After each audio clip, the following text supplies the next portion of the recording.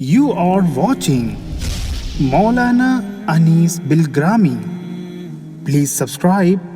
Also, don't forget to like, comment, and share. الحمد لله الذي أنزل على عبده الكتاب ولم يجعل له عوجا وتبارك الذي جعل في السماء بروجا وجعل فيها سراجا وقمرا منيرا وأشهد أن لا إله إلا الله وحده لا شريك له له الملك وله الحمد وأكبره تكبيرا وأشهد أن سيدنا ومولانا محمدا عبده ورسوله الذي أرسل إلى الناس كافة بشيرا ونذيرا وصلى الله تعالى عليه وعلى آله وأصحابه وأزواجه وذرياته وبارك وسلم تسليما كثيرا كثيرا أما بعد فقد قال الله عز وجل في كتابه أعوذ بالله من الشيطان الرجيم بسم الله الرحمن الرحيم أم حسبت أن أصحاب الكهف والرقيم كانوا من آياتنا عجبا اللہ کا کس قدر فضل و کرم، ان کا اکرام اور احسان ہے کہ ہم اور آپ آج کی شب برات میں اللہ کے گھر میں حاضر اور موجود ہیں۔ اللہ تعالی ہماری اور آپ کی حاضری اپنی بارگاہ میں اس رنگ میں قبول فرما لے کہ اس پورے مجمع میں سے ایک ایک فرد کی مغفرت ہو جائے۔ مغفرت بہت بڑی نعمت ہے، اور یہ نعمت اللہ کے در کے سوا کہیں سے نہیں مل سکتی۔ وَمَن يَغْفِرُ الذُّنُوبَ إِلَّا اللَّهُ، اللہ کے سوا گناہوں کو کون معاف کر سکتا ہے؟ تو ہمیشہ اللہ تعالیٰ سے مغفرت طلب کرتے رہنا چاہیے۔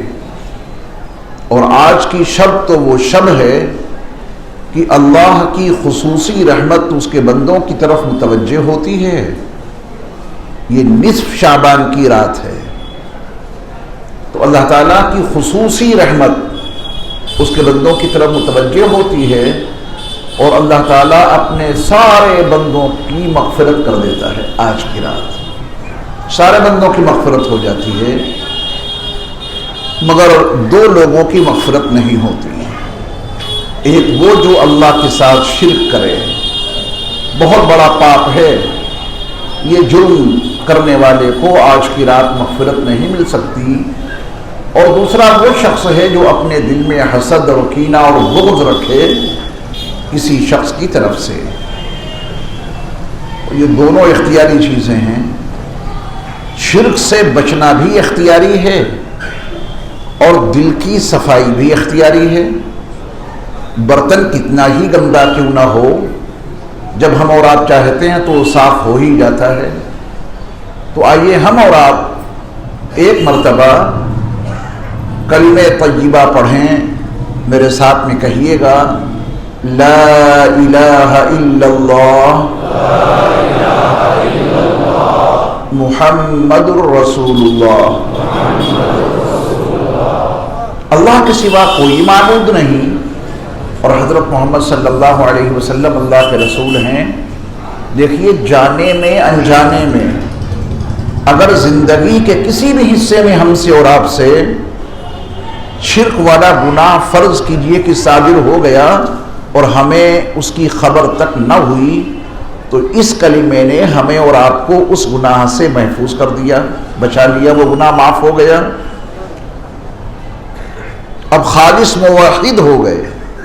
اللہ کی توحید کا ہم نے اور آپ نے ابھی اقرار کیا،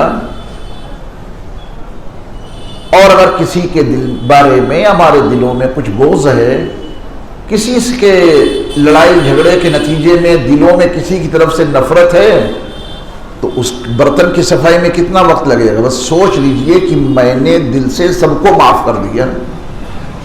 کچھ شکوے ہو ہی جاتے ہیں، جب آدمی سماجی معاشرتی زندگی گزارتا ہے تو کچھ شکوے ہو ہی جاتے ہیں تو دل سے معاف کر دیجئے، یہ برتن صاف ہو گیا۔ اور جب دونوں گناہوں سے بچ گئے، شرک والے گناہ سے محفوظ ہو گئے لا الہ الا اللہ محمد الرسول اللہ صلی اللہ علیہ وسلم پڑھ کر، اور اپنے دل کی صفائی کر لی حسد سے، کینہ سے، بغض سے، تو اللہ کی مغفرت حاصل ہو گئی۔ اللہ ہم سب کو ہمیشہ مغفرت کی بھیک سے نوازتا رہے۔ آج ہماری گفتگو کا جو اہم موضوع ہے اس میں دو چیزیں شامل ہیں، اصحاب کہف کا واقعہ قرآن کی روشنی میں، اور پھر چونکہ اصحاب کہف کا واقعہ جس صورت میں بیان ہوا ہے اس کا نام سورۃ الکہف ہے، اور اس کی ابتدائی 10 آیتوں میں اللہ نے وہ تاثیر رکھی ہے۔ رسول مقبول صلی اللہ علیہ وسلم کا فرمان عالی شان ہے کہ جو شخص سورۃ الکہف کی ابتدائی 10 آیتوں کو یاد کر لے اور ان کے مفہوم کو سمجھ لے تو وہ دجال کے فتنے سے محفوظ رہے گا۔ تو اس لیے میں نے آج کی اس گفتگو میں، آج کے اس موضوع میں دجال کے تذکرے کو بھی شامل کیا ہے۔ پہلے آپ کو اصحاب کہف کا واقعہ سمجھنا ہے قرآن کے تناظر میں۔ ام حسبت ان اصحاب الکہف والرقیم کانوا من آیاتنا عجبا، یہاں سے سورۃ الکہف میں اصحاب کہف کے واقعے کا آغاز ہوتا ہے، اور سورۃ الکہف کی آیت نمبر 9 ہے۔ اس سے پہلے جو 8 آیتوں میں مضمون ہے، اگر میں اس کو ذکر کروں گا تو وقت بہت زیادہ لگ جائے گا۔ اصحاب کہف کا قصہ اس سورت میں آیت نمبر 9 سے شروع ہوتا ہے۔ اصحاب الکہف یعنی غار والے لوگ، جہاں سے ان کا قصہ قرآن نے چھیڑا ہے، پہلی آیت میں اللہ رب العزت نے فرمایا کہ ام حسبت ان اصحاب الکہف والرقیم کانوا من آیاتنا عجبا، کیا تم نے یہ سمجھ رکھا ہے کہ اصحاب الکہف، غار والے، رقیم والے، یہ ہماری نشانیوں میں سے بہت عجیب نشانی تھے؟ قرآن نے اس سوالیہ انداز میں اس مضمون کو بتا کے یہ وعدے کر دیا کہ کائنات کے ذرے ذرے میں اللہ کی نشانیاں موجود ہیں، مگر ان نشانیوں کی طرف ہم توجہ نہیں دیتے، ان کو برتتے برتتے، استعمال کرتے کرتے وہ نشانیاں ہماری زندگی کا ایک حصہ بن گئی، اور ہمیں اس میں کوئی عجوبہ نظر نہیں آتا۔ اصحاب کہف کے واقعے میں عجوبہ نظر آتا ہے۔ قرآن نے کہا کہ یہ کوئی ایسی عجیب نشانی نہیں ہے کہ بس تم اسی کو اللہ کی عجیب نشانی سمجھو، یہ بھی نشانی ہے، اور اللہ تعالیٰ کی نشانیاں اس قدر زیادہ ہیں کہ جدھر تم نگاہ دوڑاؤ گے وہاں اللہ کی قدرت کے عجائبات ہی پاؤ گے۔ انڈا روزانہ کھاتے ہیں، ادھر توجہ نہیں ہے۔ سوال یہ ہے کہ انڈے کی پیکنگ جہاں ہوئی وہ تو مرغی کا پیٹ ہے، وہاں یہ انڈے کے اوپر والا خول کدھر سے پہنچ گیا؟ ایک بڑا پیچیدہ سوال ہے، اگر عجوبہ ہی دیکھنا ہے۔ ایک مثال رض کر رہا ہوں میں، مرغی کے پیٹ میں جو انڈا ہے اس کا یہ پورا خول، اس کا یہ پورا کور مرغی کے پیٹ میں کدھر سے پہنچ گیا؟ پیٹ تو اس کا چاروں طرف سے بند، اور پھر اس خول کے اندر 2 طرح کا پانی کیسے جمع ہو گیا؟ ایک سفید اور ایک پیلا۔ سفیدی اور زردی ہمارے یہاں اس کے 2 نام ہیں۔ ایک گلاس میں یہ 2 طرح کے پانی جمع ہوئے تو کیسے ہوئے؟ آپ انڈا لائے، آپ نے اسے توڑا، اس کو چاہے آپ اس کا آملیٹ بنائیں یا ابال کے کھائیں، آپ کی مرضی ہے۔ انڈا توڑیں گے آپ تو اس میں سے جو نکلے گا وہ مجھے بھی معلوم ہے اور آپ کو بھی معلوم ہے، اسے کھا جاتے ہیں۔ لیکن اگر وہی انڈا مرغی کے نیچے رہے تو باعث میں دل کٹ کٹ کی آواز آتی ہے، اور اندر موجود چوزا اپنی چونچ سے اس خول کو توڑ کے باہر آ جاتا ہے۔ یہ اندر چوزا کہاں سے پہنچ گیا؟ ایک سوال ہے۔ اس میں تو زردی تھی، اس میں سفیدی تھی، اور جب کبھی اس زردی اور سفیدی کو ہم نے اور آپ نے استعمال کیا تو اس میں چوزے کے پنجے کبھی دانتوں میں نہیں پھنسے، چوزے کی چونچ کبھی زبان میں نہیں لگی، اس میں چوزا ہے ہی نہیں، لیکن ہے، اس میں ہے چوزا، نظر نہیں آ رہا ہے، ایک وقفہ گزرتا ہے اور اندر چوزہ تیار ہو کر اس میں پر بھی ہیں، اس میں پیر بھی ہیں اور آنکھیں بھی ہیں اور کان بھی ہیں اور چونچ، پورا وجود ہے، اور اپنے آپ اسے توڑ کے باہر آتا ہے اور بھاگ دوڑ شروع کر دیتا ہے۔ اسے پتہ نہیں کس نے سکھا دیا کہ پانی کیسے پیا جاتا ہے، کس نے سکھا دیا؟ یہ اللہ تعالیٰ کی نشانیوں میں سے بڑی نشانی۔ تو قرآن مجید نے اصحاب الکہف کا واقعہ جہاں پہ چھیڑا ہے، پہلی آیت میں یہ وضاحت کر دی، ام حسبت ان اصحاب الکہف والرقیم کانوا من آیاتنا عجبا، کیا تم نے یہ سمجھ رکھا ہے کہ اصحاب الکہف غار والے والرقیم اور رقیم والے یہ ہماری نشانیوں میں سے کوئی بہت بڑا عجوبہ تھے؟ عجوبہ تھے، لیکن انہیں کو عجوبہ مت سمجھنا۔ وَفِي كُلِّ شَيْءٍ لَهُ آیَةٌ تَدُلُّ عَلَىٰ أَنَّهُ وَاحِدٌ، کائنات کے ذرے ذرے میں اس بات کی نشانی موجود ہے کہ اس کا پیدا کرنے والا اکیلا اللہ ہے۔ اب سے تقریباً 1750 سال پہلے کی بات ہے۔ دقیانوس ایک بادشاہ تھا، اس نے اپنی مملکت کے تمام لوگوں کو مجبور کیا تھا کہ تمہیں شرک کرنا ہے۔ بادشاہ کا مذہب مشرکانہ مذہب تھا، اور اس مشرکانہ مذہب پہ وہ بادشاہ اپنی مملکت کے ایک ایک فرد کو مجبور کرتا تھا۔ اسلام میں کوئی زبردستی نہیں ہے، یہ اسلام کی خوبی ہے کہ وہ اپنی تبلیغ تو کرتا ہے، اپنی بات تو بتاتا ہے، دلائل اور شواہد تو پیش کرتا ہے، لیکن کسی بھی شخص کو اسلام میں داخل کرنے کے لیے اسلام مجبور نہیں کرتا۔ اس کا صاف اعلان قرآن میں لکھا ہے، لا اکراہ فی الدین، دین میں داخل کرنے کے لیے کوئی زبردستی نہیں کی جائے گی۔ زبردستی تو وہ لوگ کرتے ہیں جن کے پاس دلائل نہیں، جن کے پاس شواہد نہیں، وہ کہتے ہیں کہ یہ نعرہ بولو ورنہ مار دیں گے۔ زبردستی وہی لوگ کرتے ہیں۔ اسلام کے پاس تو اتنے دلائل اور اپنی بات کو ثابت کرنے کے لیے اتنے شواہد ہیں کہ جب وہ دلائل اور شواہد انسان کے سامنے آتے ہیں تو انسان کی زبان ہی نہیں، اس کا دل پکار اٹھتا ہے، لا الہ الا اللہ محمد الرسول اللہ صلی اللہ علیہ وسلم، لا اکراہ فی الدین قد تبین الرشد من الغی۔ ہدایت گمراہی سے بالکل ممتاز ہو چکی ہے۔ ہدایت روشنی کا نام ہے اور گمراہی تاریکیوں کا نام ہے۔ اسلام نے اور قرآن نے روشنی کو تاریکی سے ممتاز کر کے دکھا دیا۔ اب جس کا جی چاہے وہ روشنی میں چلے اور جس کا جی چاہے وہ تاریکیوں میں چلے، اندھیروں میں چلے۔ اسلام اپنی بات زبردستی نہیں منواتا، اسلام کی سب سے بڑی یہ خوبی ہے۔ لیکن اس بادشاہ نے اپنی مملکت کے ایک ایک فرد کو مجبور کیا تھا کہ ہر شخص شرک کرے، اپنے ہاتھوں سے تراشے ہوئے بتوں کے سامنے سجدہ ریز ہو، اپنے ہاتھوں کے بنائے ہوئے اصنام کی پرستش کرے، اس کی پوجا کرے۔ یہ مذہبی طور پہ اس نے تمام لوگوں پر اپنی مملکت میں یہ پابندی عائد کر دی تھی کہ ہمارے ملک میں اگر رہنا ہے تو مشرکانہ رسومات ادا کر کے اس کے بغیر تم ہمارے ملک میں رہ نہیں سکتے۔ اللہ رب العزت جس کو ہدایت دے اسے کوئی گمراہ نہیں کر سکتا۔ آگے تذکرہ آ رہا ہے، یہ کچھ نوجوان تھے، اللہ تعالیٰ کو نوجوانوں کی عبادت بہت پسند ہے۔ شیخ سعدی تو فرماتے ہیں کہ بڑھاپے میں تو بھیڑیا بھی بزرگ بن جاتا ہے، کہاں طاقت ہے کہ کسی پہ حملہ کرے؟ اتنا بوڑھا ہو گیا کہ اس کے ہاتھ پیر چلتے نہیں تو کس کے اوپر وار کرے؟ تو بھیڑیا بھی بڑھاپے میں کیا بن جاتا ہے؟ بزرگ بن جاتا ہے۔ جب گناہ کرنے کی کوئی سکت ہی نہ رہی تو کیا گناہ کریں گے؟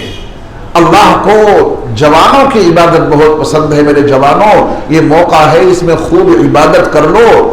عرش کا سایہ، جہاں عرش کے سائے کے علاوہ میدان محشر میں کوئی اور سایہ نہیں ہوگا، اللہ تعالیٰ 7 طرح کے لوگوں کو اپنے عرش کا سایہ نصیب کرے گا۔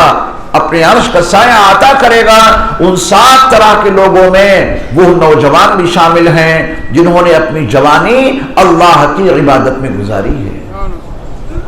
جوانی کی عبادت اللہ تعالیٰ کو بہت پسند ہے، تو یہ 7 نوجوان تھے۔ تو ان نوجوانوں میں سے ایک نوجوان کے دل میں یہ بات آئی کہ یہ جو بتوں کی پوجا ہے یہ سمجھ سے باہر ہے، میں ان کی پوجا نہیں کروں گا۔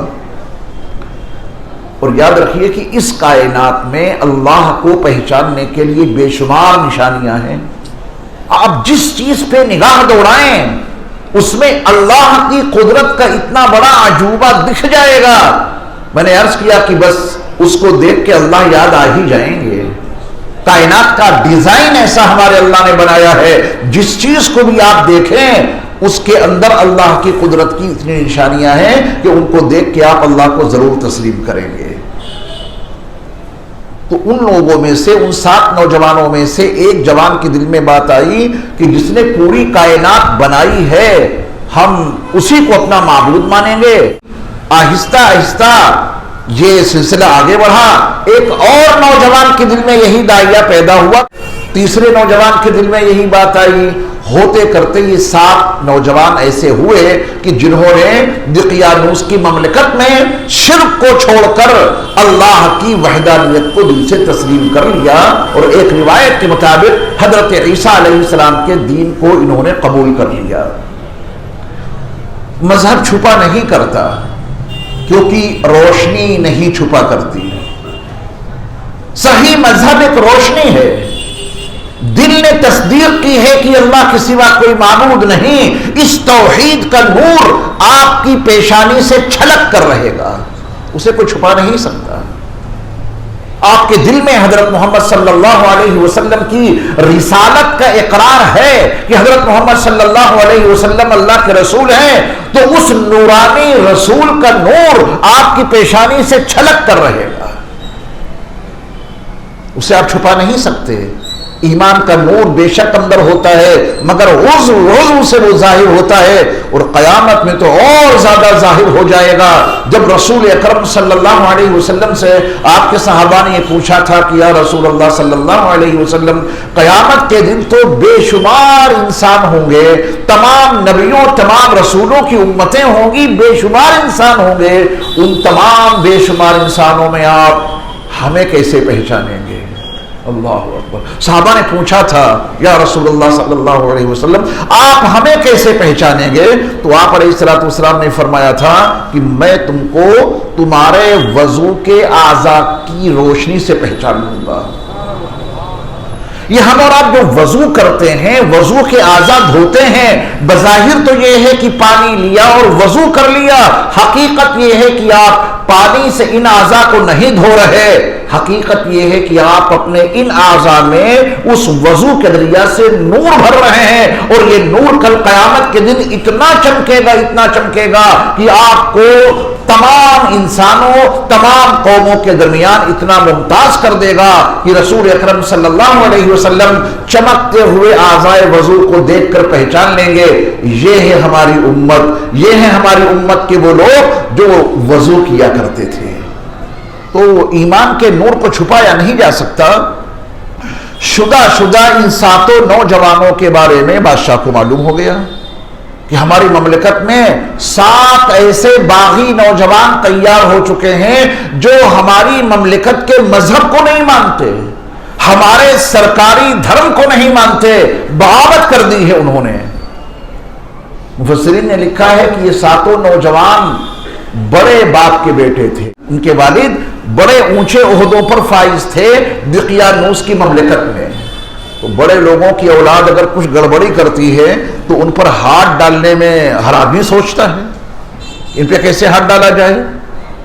تو بادشاہ نے یہ سوچا کہ ایک مرتبہ ذرا ان کو بلا کر کچھ سمجھا دیا جائے، ہو سکتا ہے وہ بات سمجھ لیں اور توحید کو چھوڑ کر ہمارے ملک کا جو مشرکانہ مذہب ہے اسے قبول کر لیں۔ پھر بادشاہ نے بلایا، کیا ہوا؟ ایک آیت کے تناظر میں میں اس کی وضاحت کرتا چلوں گا۔ سورۃ الکہف کی آیت نمبر 9، ام حسبت ان اصحاب الکہف والرقیم، کیا آپ نے یہ گمان کر رکھا ہے، کیا تم نے یہ سمجھ رکھا ہے کہ غار والے اور رقیم والے. غار والے تو آپ سمجھ گئے کہ جو غار میں جا کے لیٹے تھے. ابھی اس کا تفصیلی واقعہ آپ سنیں گے قرآن کے حوالے سے. اور چونکہ میں نے اصحاب کہف کے غار میں 2 مرتبہ حاضری دی ہے، سن 2018 میں گیا اور پھر 2019 میں گیا، تو میں نے چاہا کہ اگر میں دیکھ کے آیا ہوں تو آج آپ کو بھی دکھا دوں گا انشاءاللہ. دکھاؤں گا آپ کو پورا غار اندر کا منظرنامہ، ایمان تازہ ہو جائے گا. قرآن کی اس صورت میں موجود اصحاب کہف کا واقعہ بڑی آسانی سے آپ سمجھ لیں گے انشاءاللہ. الرقیم، رقیم والے، اس میں جو مفسرین کے اقوال ہیں میں کوشش کروں گا کہ مفسرین کے زیادہ اقوال آپ کو نہ سناؤں ورنہ تو آپ کنفیوز ہو جائیں گے، لیکن ان میں سے 2 باتیں آپ کو ضرور بتاؤں گا تاکہ آپ الرقیم کو سمجھ سکیں. الرقیم، دقیانوس بادشاہ نے ان 7 نوجوانوں کے نام ایک تختی پر لکھوائے اور اس کو خزانے میں محفوظ کر دیا تھا، کیونکہ جب اصحاب کہف اس بستی کو چھوڑ کے باہر گئے تھے تو ان کی تلاش جاری ہو گئی، چونکہ وہ مملکت کی نگاہ میں مجرم لوگ تھے. ان کی تلاش جاری ہوئی، کہاں چلے گئے بستی چھوڑ کر. تو ان کے 7 کے 7 نام ایک تختی پہ لکھوا کر دقیانوس بادشاہ نے اپنے خزانے میں محفوظ کر دیے کہ جب کبھی یہ 7 مجرم ملیں تو ان کو گرفتار کر لینا تاکہ ان کو سزا دی جائے. ان مجرموں کے نام یہ ہیں الرقیم، یعنی جن کے ناموں کو لکھ کر تختی کے اوپر ان کے ناموں کو درج کر کے اور محفوظ کر دیا گیا. اصحاب الکہف، غار والے، والرقیم، جن کے ناموں کو لکھ کر تختی پر محفوظ کیا گیا. الرقیم کا مطلب سمجھ گئے؟ اچھا، الرقیم کو دوسرے زاویے سے دیکھیں. ہمارے بہت سارے وہ ساتھی نوجوان جو آج جدید جغرافیہ کو دیکھتے ہیں، 7 نئے عجائبات کا وہ مشاہدہ اور معائنہ کرتے ہیں، اس کو پڑھتے ہیں، تو ان 7 نئے عجائبات میں سے ایک عجوبہ ہے، اس کو انگریزی میں پیٹرا کہتے ہیں، عربی میں اس کو البترا کہتے ہیں. یہ فقیر وہاں بھی 2 مرتبہ جا چکا ہے. پیٹرا نام سنا ہے آپ لوگوں نے؟ پیٹرا نہیں سنا ہوگا، جارڈن میں ہے. یہ عجیب شہر ہے. سینکڑوں سال تک یہ شہر انسانوں کی نگاہوں سے اوجھل رہا. اللہ کا عذاب آیا تھا ان پہ. علامہ سید سلیمان ندوی علیہ الرحمہ نے تو اصحاب الحجر کے عنوان سے اسی پیٹرا کو مانا ہے. یہ لوگ وہاں رہا کرتے تھے. بڑے اونچے اونچے پہاڑ ہیں، ان کو تراش کے انہوں نے اپنے محل بنا لیے، ان کو تراش کے انہوں نے اپنے مکانات بنا لیے اور اسی کے اندر ان کی رہائش تھی. لیکن شروع میں آپ جائیں گے بہت اونچے اونچے پہاڑ ادھر سے اور ادھر سے، اور بیچ میں ایک درہ ہے، اس سے آپ گزرتے ہوئے جائیے. اوپر نگاہ اٹھا کے دیکھیں گے تو چھوٹا سا کھلا ہوا حصہ نظر آئے گا، آسمان ہے اوپر. 1.5 میل تک آپ دونوں طرف کے پہاڑوں کے درمیان کے راستے میں چلتے چلتے جب آگے پہنچیں گے تو وہاں آپ کو پہاڑوں میں تراشے ہوئے محلات دکھنے شروع ہو جائیں گے. انہوں نے اس زمانے میں وہاں ایک اسٹیڈیم بنایا تھا، تماشگاہ. اس میں 8000 لوگوں کے بیٹھنے کی گنجائش ہے. اتنا بڑا اسٹیڈیم تھا. اندر ان پہاڑوں کے اندر سے ہوتے ہوئے جانا پڑتا ہے اس میں. تو علامہ سید سلیمان ندوی رحمۃ اللہ علیہ کی جو تحقیق ہے اس کے مطابق الرقیم اسی شہر کا نام ہے جو پہاڑوں کے اندر جا کے پہاڑوں کو تراش کے بسایا گیا تھا. اس شہر کا نام ہے الرقیم، جس کو آج پیٹرا کہا جاتا ہے اور عربی میں اس کو البترا کہا جاتا ہے. یہی اصحاب کہف کا شہر تھا، الرقیم، پیٹرا. اصحاب کہف اسی کے اندر رہا کرتے تھے اور یہی دقیانوس بادشاہ کی حکومت تھی. اور یہاں سے یہ اصحاب کہف نکل کر اس غار میں چھپنے کے لیے گئے تھے. تو اللہ تعالیٰ نے ان کو دونوں ناموں سے متعارف کرایا. ام حسبت ان اصحاب الکہف والرقیم، غار والے بھی ہیں اور رقیم والے بھی ہیں. آپ لوگ دہلی میں رہتے ہیں تو دہلی والے کہلوائیں گے، دہلی والے آئے ہیں، دہلی والے ہیں. ایسے الرقیم، اصحاب الرقیم، یہ ہیں رقیم والے، یعنی جو شہر پہاڑوں کے اندر آباد تھا، پھر اللہ کا عذاب اس کے اوپر آیا، پھر 1812 میں ایک انگریز نے اس شہر کو دریافت کیا، اس کی مستقل ایک تفصیل ہے، وہاں بھی گیا ہوں میں 2 مرتبہ، عجیب بستی ہے وہ، روز سٹی بھی اس کا نام ہے، جب اس کے اوپر دھوپ پڑتی ہے تو اس کے اندر کے پتھر ایسے گلابی ہو جاتے ہیں دیکھنے کے قابل، اس بنیاد پہ اس کو روز سٹی بھی کہا جاتا ہے۔ یہ اصحاب کہف رہنے والے الرقیم کے تھے اور چھپے تھے آ کے غار میں، تو یہ اصحاب الکہف بھی ہیں اور اصحاب الرقیم بھی ہیں۔ اللہ کا فرمان یہ ہے کہ کیا تم نے ان کو ہماری نشانیوں میں سے کوئی بہت بڑا عجوبہ سمجھ رکھا ہے؟ ہمارے عجوبے تو تمہارے اندر بہت زیادہ ہیں۔ اگر ہم اور آپ اللہ کے وہ عجوبے جو ہمارے اندر موجود ہیں ان پر نگاہ دوڑائیں تو اللہ کی قدرت سمجھ میں آ جائے گی۔ یہ ہمارا اور آپ کا وجود بنا کہاں ہے؟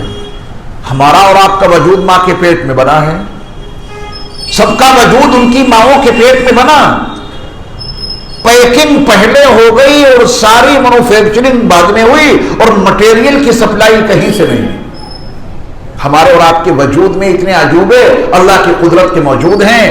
حمل ٹھہرنے کے بعد عورت کا رحم چاروں طرف سے پیک ہو جاتا ہے نا، تو اس بند رحم میں یہ پتھر کے دانت کدھر سے پہنچ گئے، اس بند رحم میں یہ بالوں کا مٹیریل کدھر سے داخل ہو گیا، اس بند رحم میں ناخون کا مادہ کدھر سے پہنچ گیا، اس بند رحم میں یہ ہڈیوں کا فولڈر ڈھانچہ کدھر سے پہنچ گیا، اس پیک رحم میں آنکھیں کیسے بن گئیں، اس بند رحم میں سوچنے سمجھنے والا دماغ کیسے تیار ہو گیا، اس بند رحم میں یہ سننے والے کان کدھر سے پہنچ گئے، اس بند رحم میں یہ سونگنے والی ناک اور یہ بولنے والی زبان کیسے پہنچ گئی، اور اس بند رحم میں یہ رگوں کا جال، نسوں کا جال اور اس میں لال خون کی گردش، یہ کوئی کم عجوبہ ہے؟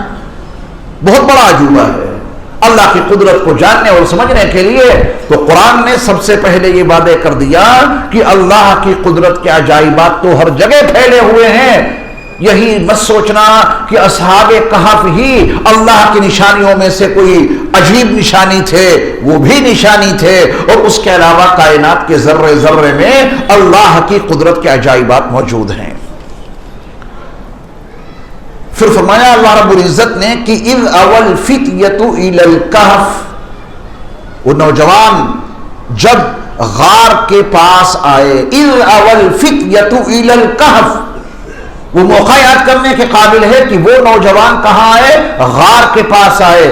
قرآن کا انداز بیان یہ ہے یہاں پر کہ پہلے اجمالی گفتگو کی ہے پھر تفصیلی گفتگو کی ہے، ابھی اجمالی بات چل رہی ہے۔ اذ اول فتیۃ الی الکہف، وہ موقع یاد کرنے کے قابل ہے کہ جب وہ نوجوان غار کے پاس آئے، دکھائیں گے بھی آپ کو وہ غار انشاءاللہ، جب وہاں پہنچے تو پہنچنے کے بعد انہوں نے کہا فَقَالُوا رَبَّنَا آتِنَا مِن لَدُنْكَ رَحْمَةً، وہ نوجوان وہاں پہنچے اور غار کے پاس جا کے انہوں نے اللہ سے دعا کی اور یہ کہا کہ اے ہمارے رب، آپ اپنے پاس سے ہمیں خصوصی رحمت عطا کر دیجئے، جو ہم سے ہو سکتا تھا وہ ہم نے کر لیا، اپنے ایمان کو بچانے کے لیے، اپنے دین کو بچانے کے لیے ہم نے وہ بستی چھوڑ دی، اس شہر سے دور چلے آئے جہاں وہ ظالم بادشاہ اور اس کے ماننے والے رہتے ہیں، بس اب تو آپ کی رحمت ہی ہمارا کچھ کام بنا سکتی ہے، ہم اس غار کے پاس آ گئے ہیں، آپ اپنی طرف سے ہمیں خصوصی رحمت عطا کر دیجئے۔ یہ دعا اصحاب کہف نے کی ہے، ہمیں اور آپ کو بھی اپنی زندگی کے ہر شعبے میں اللہ تعالیٰ سے رحمت مانگتے رہنا چاہیے۔ ربنا آتنا من لدنک رحمہ، اے ہمارے رب آپ ہمیں اپنی طرف سے خصوصی رحمت عطا کر دیجئے، وَهَيِّئْ لَنَا مِنْ أَمْرِنَا رَشَدًا، اور ہمارا کام ذرا آسانی سے بنا دیجئے، حالات بے پناہ خراب ہیں، وہاں رہیں گے تو وہ ظالم دقیانوس بادشاہ ہمیں ایمان پر قائم نہیں رہنے دے گا، ہم اس بستی میں رہیں گے تو اپنے ایمان اور اپنے دین کی حفاظت مشکل ترین مسئلہ ہے، ہم وہاں سے نکل کے تو آ گئے ہیں، اب آپ ہمارا کام بنا دیں گے تو کام بنے گا، ورنہ وہ ظالم بادشاہ ہمیں اپنے دین میں واپس لے جانے کے لیے مجبور کرے گا۔ یہ دعا کی انہوں نے، تو اللہ کا فرمان ہے، ابھی اجمالی بات چل رہی ہے فضربنا على آذانهم في الكهف سنين عددا، تو اس غار کے اندر ہم کئی سالوں تک ان کے کان پہ تھپکیاں دیتے رہے. ماں اپنے بچے کو سلانے کے لیے کتنے پیار بھرے ہلکے ہاتھ سے اس کے کانوں پہ تھپکی دیتی ہے تو بچے کو بڑے سکون کی نیند آ جاتی ہے. اللہ رب العزت نے ان 7 نوجوانوں کو غار میں پہنچایا، وہ وہاں لیٹے اور اللہ ان کے کانوں پہ تھپکیاں دیتا رہا کئی سالوں تک. سنین عددا، وہ کتنے سال ہیں تفصیل میں اس کا تذکرہ آئے گا. کئی سالوں تک ہم ان کے کانوں پہ تھپکیاں دیتے رہے اور وہ سکون کے ساتھ میں وہاں سوتے رہے. ثم بعثناہم، پھر ہم نے ان کو اٹھایا. کتنے سالوں کے بعد اٹھایا اس کا بھی بیان آگے آ رہا ہے. ثم بعثناہم، پھر ہم نے ان کو اٹھایا. لنعلم ای الحزبین احصی لما لبثوا امدا، تاکہ ہم جان لیں کہ ان 2 جماعتوں میں سے کس جماعت نے اپنے قیام کی مدت کو محفوظ کیا. کسے معلوم ہے کہ ہم یہاں کتنی دیر ٹھہرے؟ یہ ان کا امتحان لینا بھی مقصود تھا. اور بھی اس میں اقوال ہیں، سب سے آسان تفسیری اقوال میں آپ کو سنا رہا ہوں. یہ اصحاب کہف کا واقعہ اجمالی ہو گیا، یعنی ایک ایسی بستی جہاں کا ظالم حکمراں اپنی بستی کے ایک ایک فرد کو مجبور کرتا ہے کفر پہ اور شرک پہ. اور یہ 7 نوجوان ہیں جو اللہ پر ایمان لائے، اس کی وحدانیت کو تسلیم کیا اور اپنے ایمان کو بچانے کے لیے اپنی بستی سے دور چلے گئے. اللہ نے غار میں ان کو پناہ دی، ان کو سلا دیا، پھر ایک طویل زمانے کے بعد ان کو بیدار کیا. یہ سورت کہاں نازل ہوئی؟ یہ اصحاب کہف کا واقعہ پہلی فرصت میں کسے سنایا جا رہا ہے؟ نبی علیہ الصلوۃ والسلام جب مکی زندگی گزار رہے تھے. مکی دور 4 حصوں پہ مشتمل ہے ہمارے نبی کا. اس میں جو تیسرا دور ہے جو سن 5 نبوی سے شروع ہو کر سن 10 نبوی تک جاتا ہے، یہ تیسرا دور ہے. اس میں ظلم ہے، جبر ہے، تشدد ہے. مکے کے ایمان والوں پہ ظلم اور تشدد ڈھایا جا رہا ہے کیونکہ پورے مکے پہ مشرکین کا ہولڈ ہے، انہی کا قبضہ ہے. ایمان لانے والے تو چند ہیں، ان پر وہ لوگ ظلم کر رہے ہیں. آپ دیکھیں حضرت خباب کو دہکتے ہوئے شولوں پہ ڈال دیا کرتے تھے. حضرت بلال حبشی کو رات میں سلاخوں سے زنجیروں سے مارتے اور ان کا بدن پھٹ جاتا اور پھر دوپہر میں مکہ المکرمہ کے نواحی علاقوں کے سلگتے ہوئے سنگریزوں پر بلال حبشی کو لٹا دیتے اور ان کے سینے پہ بڑا بھاری پتھر رکھ دیتے اور یہ کہتے کہ محمد والا دین چھوڑو تو تمہیں ہم آزاد کر دیں گے، ورنہ اسی مصیبت میں تمہیں گرفتار رہنا پڑے گا. اور وہ بلال حبشی تھے کہ ان مظالم کو سہتے سہتے بھی ان کی زبان پکار رہی تھی احد احد، اللہ تو بس اکیلا ہے، نہ اس کی ذات میں کوئی شریک ہے اور نہ اس کی صفات میں کوئی شریک ہے. یہ مظالم برداشت کر رہے ہیں. کفر کا منصوبہ ہے کہ ایمان والے کفر میں واپس آ جائیں اور مشرکین کا منصوبہ یہ ہے کہ ایمان والے پھر سے مشرک بن جائیں اور وہ ایمان والے ہیں جو توحید پر قائم ہیں اور حضرت محمد صلی اللہ علیہ وسلم کی رسالت پر قائم ہیں.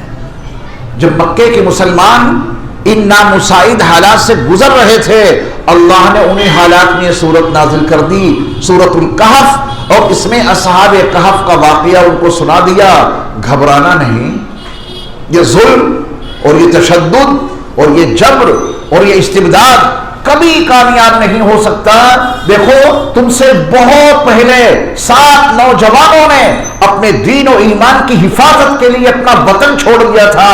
ہم نے ان کے ساتھ میں یہ رحم اور کرم کا معاملہ کیا. تمہیں بھی اپنا وطن چھوڑنا پڑے گا، تیار ہو جاؤ. یہ اللہ ان کو بتا رہا ہے. اصحاب کہف کے واقعے کے ذریعہ مفسرین نے لکھا ہے کہ ابھی حبشے والی ہجرت نہیں ہوئی تھی. مکے کے مسلمانوں نے 2 ہجرتیں کی ہیں. یہ اصحاب کہف اپنی بستی کو چھوڑ کے غار میں پہنچے تو مکے کے ایمان والے مکہ چھوڑ کے حبشہ پہنچے، مکے کے ایمان والے مکہ چھوڑ کر مدینہ پہنچے اور خود نبی اکرم صلی اللہ علیہ وسلم مکہ چھوڑ کر مدینہ منورہ تشریف لے گئے. ان حالات میں اللہ نے یہ صورت نازل کی کہ ایمان والوں پہ تو ایسے حالات آتے ہی رہتے ہیں۔ اصحاب کہف نے بھی اپنے ایمان کو بچانے کے لیے اپنی بستی کو چھوڑا تھا، اپنے شہر کو چھوڑا تھا، پھر 309 سال کے بعد وہ واقعہ پیش آ ہی گیا کہ اتنا بڑا سال انقلاب رونما ہو چکا تھا۔ ابھی آپ کو اس کی تفصیل بتائی جائے گی۔ 309 سال کے بعد جب ان کی آنکھ کھلتی ہے تو پورا معاملہ ہی بدل چکا تھا۔ ظالم بادشاہ کی ظالمانہ حکومت ختم ہو کر ایک نیک اور صالح بادشاہ کی حکومت چل رہی تھی۔ جس شہر پر دقیانوس کی حکومت تھی، 309 سال کے بعد اتنا انقلاب آ چکا تھا کہ وہاں ایک اللہ والے کی حکومت تھی۔ قرآن نے بتا دیا کہ اگر اصحاب کہف کے ساتھ میں واقعہ پیش آ سکتا ہے تو مکے کے ایمان والوں تمہیں بھی مکہ چھوڑنا پڑے گا، حبشہ جانا پڑے گا اور مدینہ جانا پڑے گا۔ لیکن حبشہ جانے کا یہ مطلب نہیں اور مکہ چھوڑ کر مدینہ جانے کا یہ مطلب نہیں کہ تم شکست کھا جاؤ گے۔ ایک وقت ایسا ضرور آئے گا کہ مکے کے حالات ویسے ہی بدل جائیں گے جیسے اصحاب کہف کے شہر کے حالات بدل گئے تھے۔ قرآن کے جو قصے ہیں ان میں سب کے لیے عبرت ہوتی ہے، نصیحت ہوتی ہے۔ یہ قرآن قصوں کی کتاب نہیں ہے، اور پھر بھی اس میں قصوں کی 1000 آیتیں اللہ نے نازل فرمائی ہیں۔ قصوں کی کتنی آیتیں ہیں قرآن میں؟ 1000۔ مقصد یہ ہے کہ قرآن قصوں کو پڑھو، سمجھو اور اس کے اوپر عمل کرو۔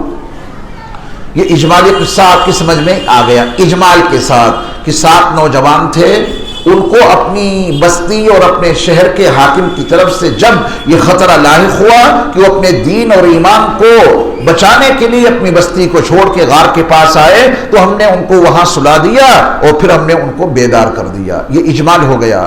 اب سنیے قرآن کے الفاظ میں اس کی تفصیل۔ نحن نقص علیک نبأہم بالحق، پیارے محبوب نبی ہم آپ کو ان کا سچا برحق واقعہ سناتے ہیں۔ اجمال سے کچھ خاکہ بنا ذہن میں، اب ان کا قصہ سنیے۔ نحن نقص علیک، میرے محبوب نبی آپ کے سامنے ہم ان کا قصہ برحق سناتے ہیں، صحیح قصہ سناتے ہیں۔ اصحاب کہف کا جو قصہ ہے اس سے مکے والے بالکل ناآشنا تھے۔ انہیں کیا پتا کہ اصحاب کہف کون تھے؟ یہ عیسائیوں سے متعلق قصہ ہے اور ان کے مذہبی رہنما ہی بس اس سے واقف تھے۔ مکے کے باشندوں کو غار والوں کا کوئی قصہ نہیں معلوم تھا، اور ہمارے نبی علیہ السلام تو امی تھے، لکھا ہوا پڑھ نہیں سکتے تھے اور اپنے ہاتھ سے کچھ لکھ نہیں سکتے تھے۔ انہوں نے اگر اصحاب کہف کا قصہ ٹھیک اتنا برحق سنا دیا کہ اتنا اچھا واقعہ اور لوگ نہ سنا سکے تو یہ واقعہ سنا دینا ہی آپ کے نبی برحق ہونے کی نشانی ہوگی۔ آپ نے تو تاریخ نہیں پڑھی تھی، ورلڈ ہسٹری تو آپ نے نہیں پڑھی تھی۔ آپ علیہ السلام نے جارڈن اور اس سے دور، بہت دور واقع الرقیم بستی پیٹرا، وہاں کے حالات تو آپ نے نہیں پڑھے تھے، لیکن پھر بھی آپ علیہ السلام نے اصحاب کہف کا قصہ وحی الہی کی بنیاد پہ سنایا۔ یہی آپ کے نبی برحق ہونے کی نشانی ہے۔ مکے والے نبی کی جامع تعلیمات کے نتیجے میں ان کی زبان میں عرض کروں کہ بڑے تنگ آ گئے تھے۔ یہ نبی کا جو دین ہے اس کو مٹانے کے لیے انہوں نے ہر ممکن کوشش کر لی تھی، لیکن پھونکوں سے یہ چراغ بجھایا نہ جائے گا۔ تو مکے والوں نے بڑی کوشش کی کہ یہ دین مٹ جائے۔ اللہ رب العزت نے ان کی حفاظت کا ایسا انتظام کیا کہ وہی قصے نبی علیہ السلام کی نبوت کی صداقت اور سچائی کی نشانی بن گئے۔ تو مکے والوں نے 2 لوگوں کو مدینہ منورہ بھیجا۔ مکے کے اہل ایمان کو ہر طرح ستانے کے باوجود جب ان کو اپنے مشن میں کامیابی نہیں ملی کہ تو بجائے کم ہونے کے دن بدن ایمان والے بڑھتے چلے جا رہے ہیں، بہت مارا، بہت ظلم کیا، ستم ڈھایا، اور یہ گھٹنے کا نام ہی نہیں لے رہے۔ محمد الرسول اللہ صلی اللہ علیہ وسلم کا دامن چھوڑنے کے لیے کوئی تیار ہی نہیں ہے، کیا کیا جائے؟ تو انہوں نے 2 لوگوں کو، نضر بن حارث اور عقبہ ابن ابی معیط کو مکے سے مدینے بھیجا کہ وہاں بڑے بڑے یہودی علماء ہیں، ان کے پاس جا کر کچھ پیچیدہ سوالات ہی لے آؤ، جو سوالات ہم ان سے کریں اور یہ اس کا جواب نہ دے سکیں تو ہم ان کو شکست دے دیں گے علمی لحاظ سے۔ یہ بھی ایک طریقہ اپنایا جاتا ہے کسی کو شکست دینے کے لیے۔ مکے کے کفار و مشرکین نے ان دو لوگوں کو بھیجا، نضر بن حارث اور عقبہ ابن ابی معیط کو، کہ مدینہ منورہ جاؤ، یثرب اس کا نام تھا، اور وہاں کی یہودی علماء سے کچھ پیچیدہ سوالات لے کے آؤ کہ محمد صلی اللہ علیہ وسلم اس کا جواب ہی فراہم نہ کر سکیں۔ وہ لوگ گئے اور جانے کے بعد اپنا دکھڑا رکھا ان علماء یہود کے سامنے یثرب میں، مدینہ منورہ میں، کہ ہمارے یہاں ایک صاحب نبوت کے دعوے دار ہیں، ان کا نام محمد ہے اور وہ کہتے ہیں کہ ہم اللہ کے آخری رسول ہیں۔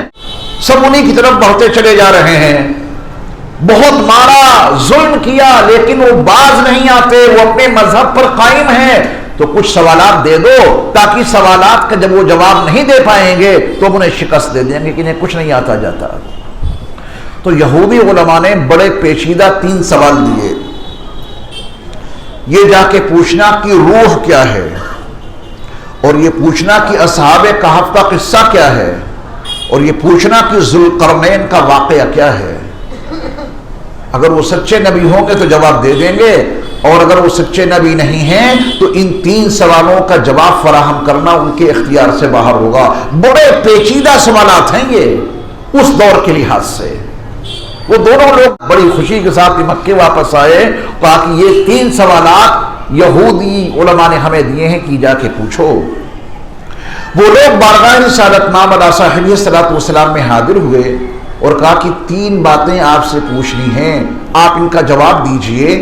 روح کی حقیقت کیا ہے، اصحاب الکہف کا قصہ کیا ہے، اور ذوالقرنین کا واقعہ کیا ہے۔ میرے مصطفیٰ علیہ الصلوۃ والسلام پر ابھی تک ان 3 سوالوں کے جواب کے بارے میں اللہ کی طرف سے کوئی ہدایت نہیں آئی تھی۔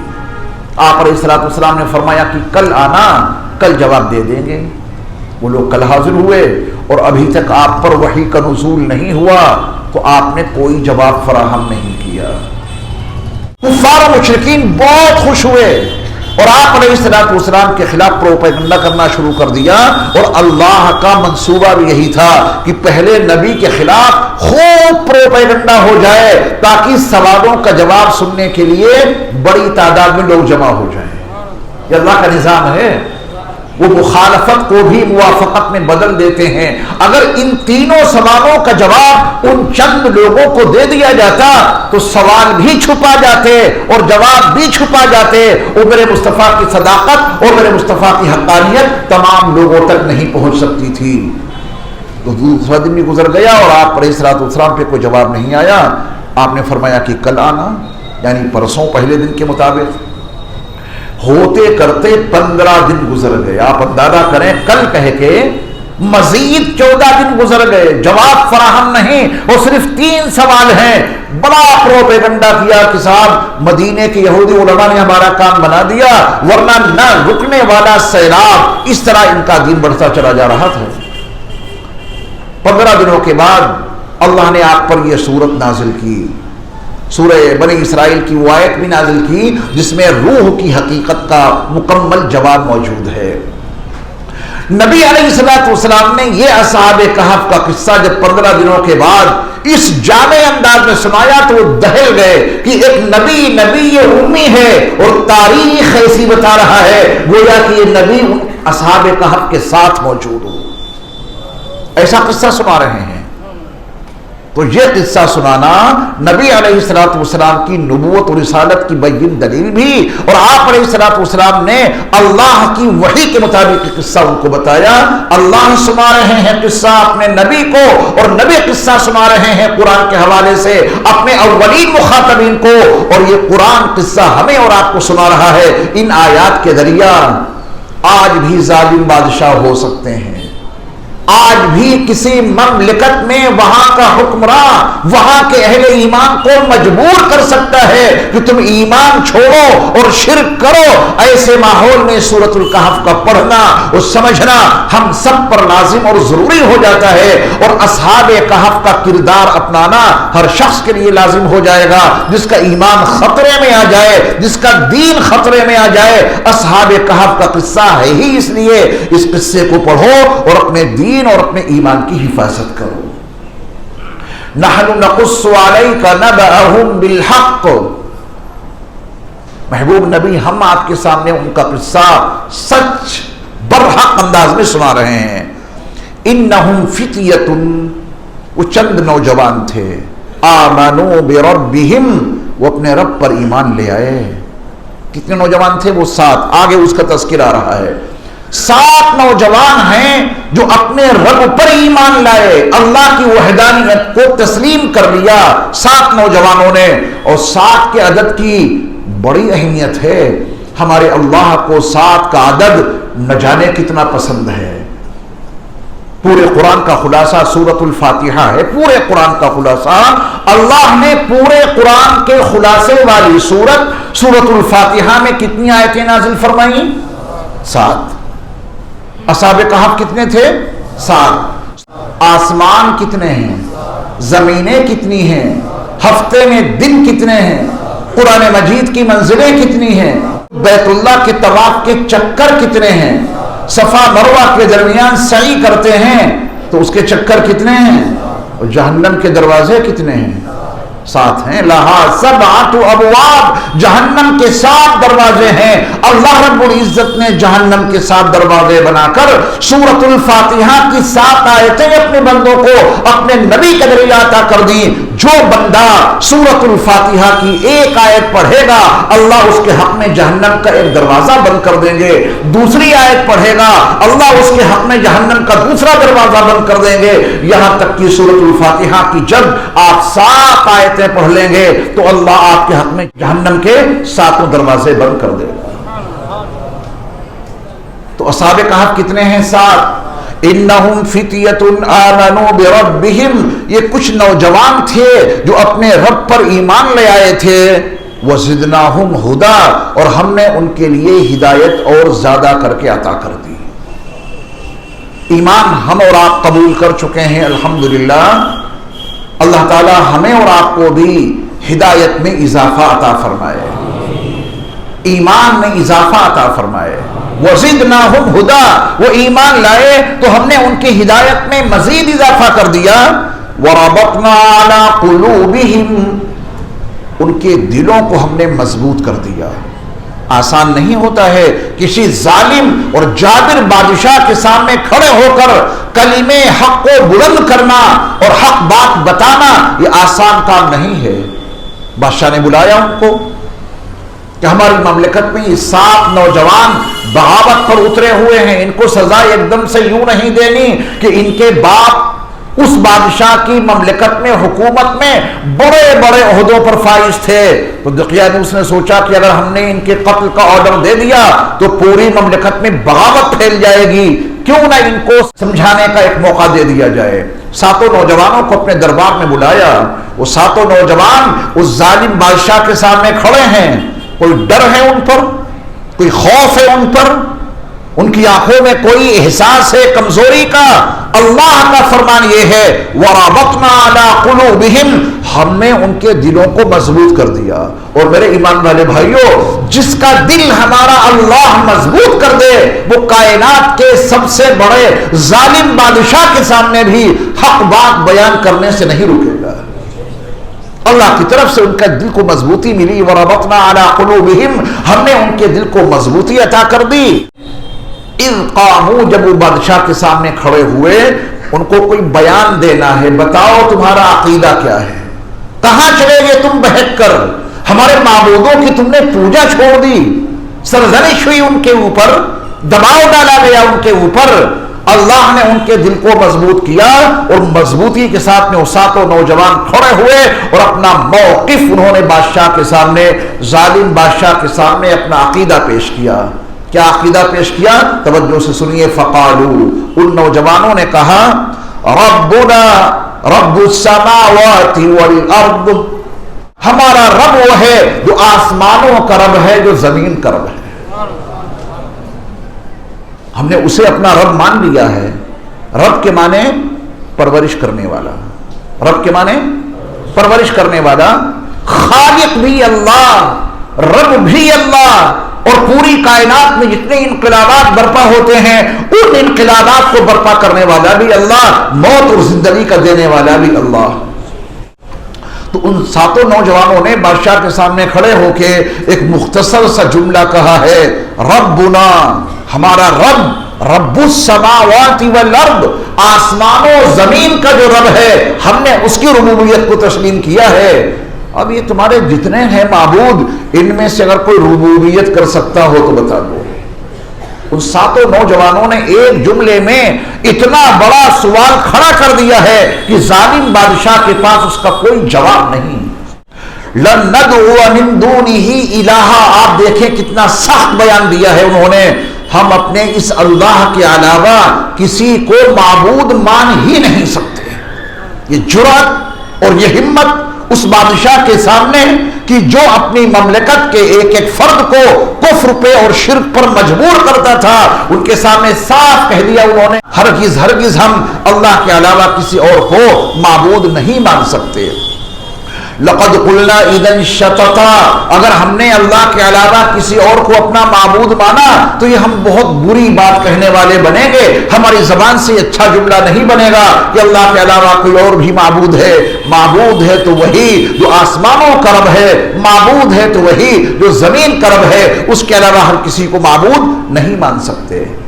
ان کا بیان جاری ہے ان نوجوانوں کا، انہوں نے کہا ہؤلاء قوم اتخذوا من دونه آلہۃ، یہ ہے ہماری قوم جس نے اللہ کے علاوہ اوروں کو اپنا معبود بنا لیا ہے، اور ہم اللہ کے علاوہ کسی اور کو معبود نہیں مان سکتے۔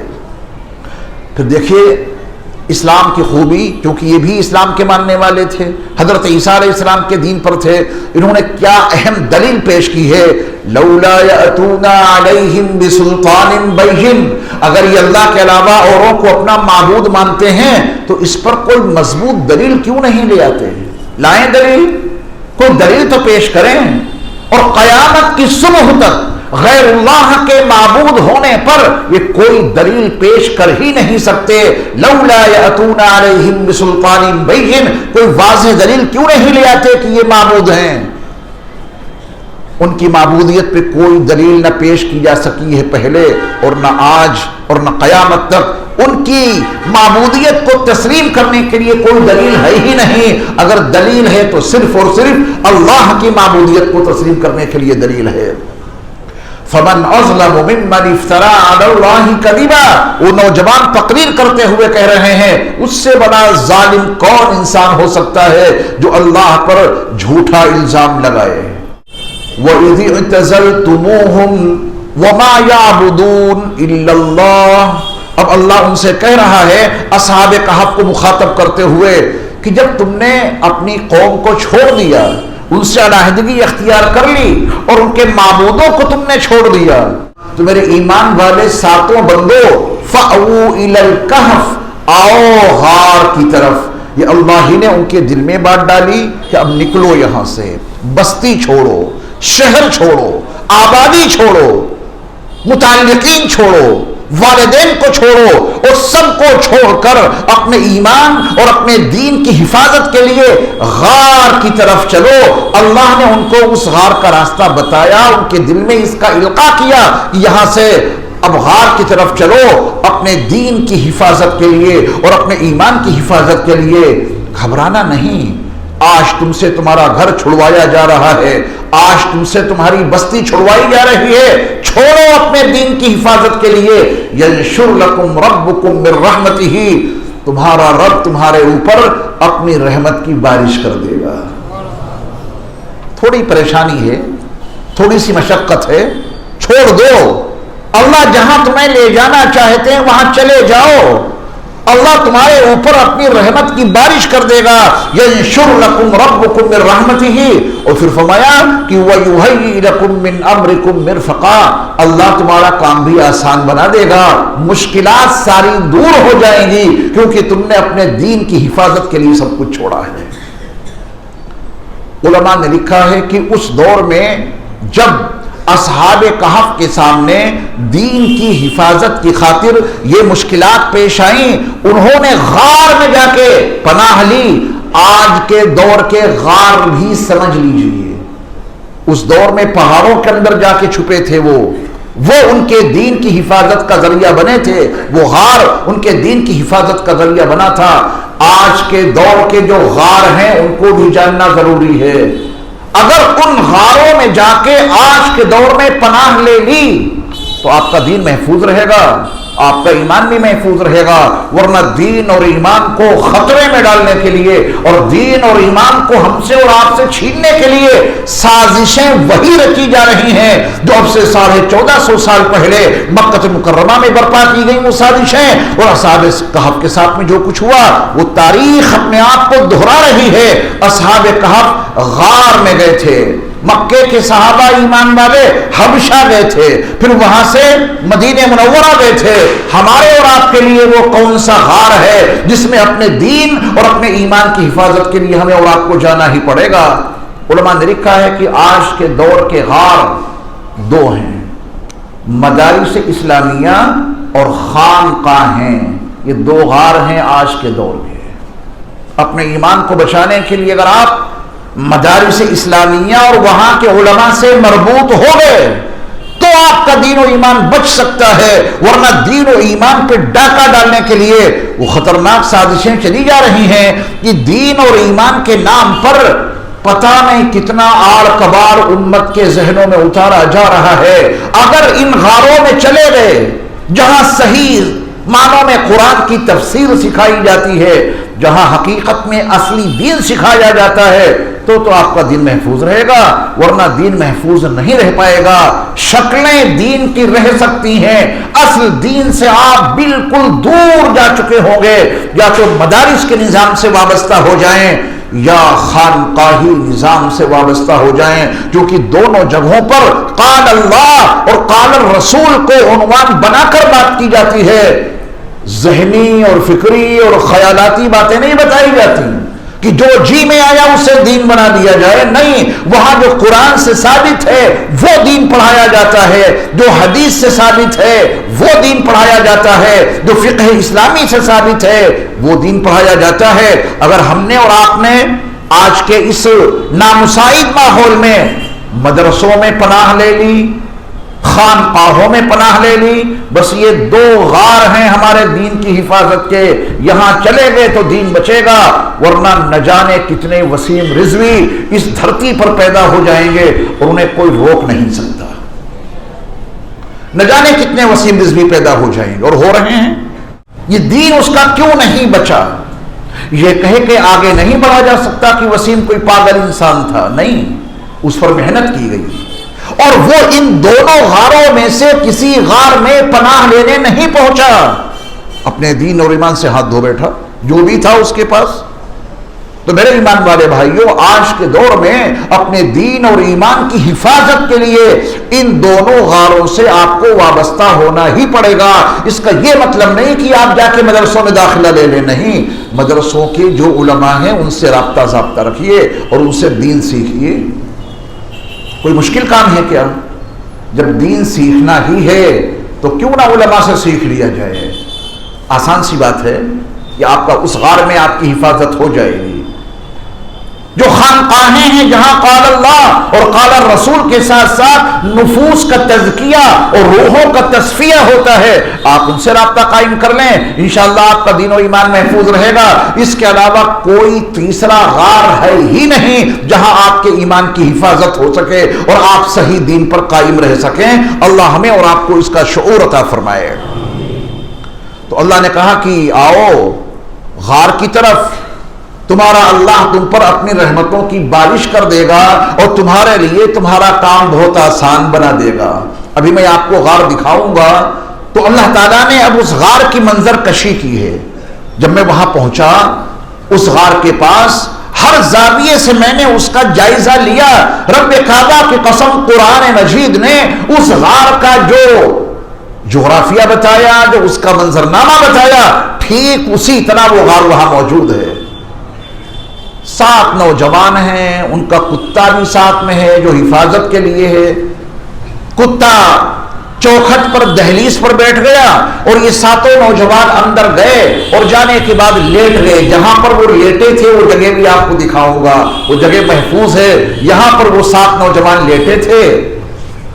اب دیکھیے، اگر ان کو دھوپ لگ جائے تو سوتے ہوئے انسان پہ دھوپ پڑے تو اس کی آنکھ کھل جائے گی. آپ برآمدے میں لیٹے ہوں جہاں دھوپ کی شعائیں پہنچتی ہوں سورج کی, تیزی سے آپ سو رہے ہیں, جیسے ہی سورج کی شعائیں آپ پہ پڑیں گی تو آپ کی آنکھ کھل جائے گی. اور ان کو تو 309 سال تک سلانا ہے. اللہ کو منظور ہے کہ یہ 309 سال تک یہاں سوئیں. اگر ان پہ دھوپ پڑی تو ان کے بدن, ان کی جلد کو نقصان پہنچے گا. تو اللہ تعالیٰ سورج کا نظام بتا رہا ہے کیسے غار میں اللہ نے ان کو پہنچایا کہ وَتَرَى الشَّمْسَ إِذَا طَلَعَتْ. تم دیکھو گے, کوئی پیچیدہ فلسفہ نہیں ہے, اپنی آنکھوں سے دیکھو گے. جب سورج طلوع ہوتا ہے, ان کا غار ایسے موقع پر ہے کہ جب سورج طلوع ہوتا ہے تو تَزَاوَرُوا عَنْ كَهْفِهِمْ ذَاتَ الْيَمِينِ, دائیں جانب ان کے غار سے ہو کے گزر جاتا ہے. سورج کی شعائیں ڈائریکٹ غار کے اندر داخل نہیں ہوتی. اللہ اکبر. اللہ نے ایسے غار میں ان کو پہنچایا کہ سورج جب نکلے تو دائیں جانب سے قطر کے نکل جائے, اس کی شعائیں غار کے اندر اس مقام پر نہ پہنچیں جہاں اصحاب کہف آرام فرما رہے ہیں. اور پھر آگے فرمایا کہ وَإِذَا غَرَبَتْ, جب سورج غروب ہوتا ہے. ہمارے اور آپ کے بعض گھر ایسے ہوتے ہیں کہ جب سورج نکلتا ہے تو دھوپ نہیں آتی, جب غروب ہونے کا وقت آتا ہے, غروب ہونے کی تیاری کرتا ہے تو دھوپ آ جاتی ہے. تو اللہ نے فرمایا کہ جب سورج طلوع ہوتا ہے تو دائیں جانب سے قطر کے نکل جاتا ہے, وہاں دھوپ نہیں پہنچتی. اور جب غروب کا وقت آتا ہے تو اللہ کا فرمان ہے تقرضهم ذات الشمال, بائیں جانب سے ان کو کاٹ کر سورج آگے نکل جاتا ہے, اس کی شعائیں آگے نکل جاتی ہیں.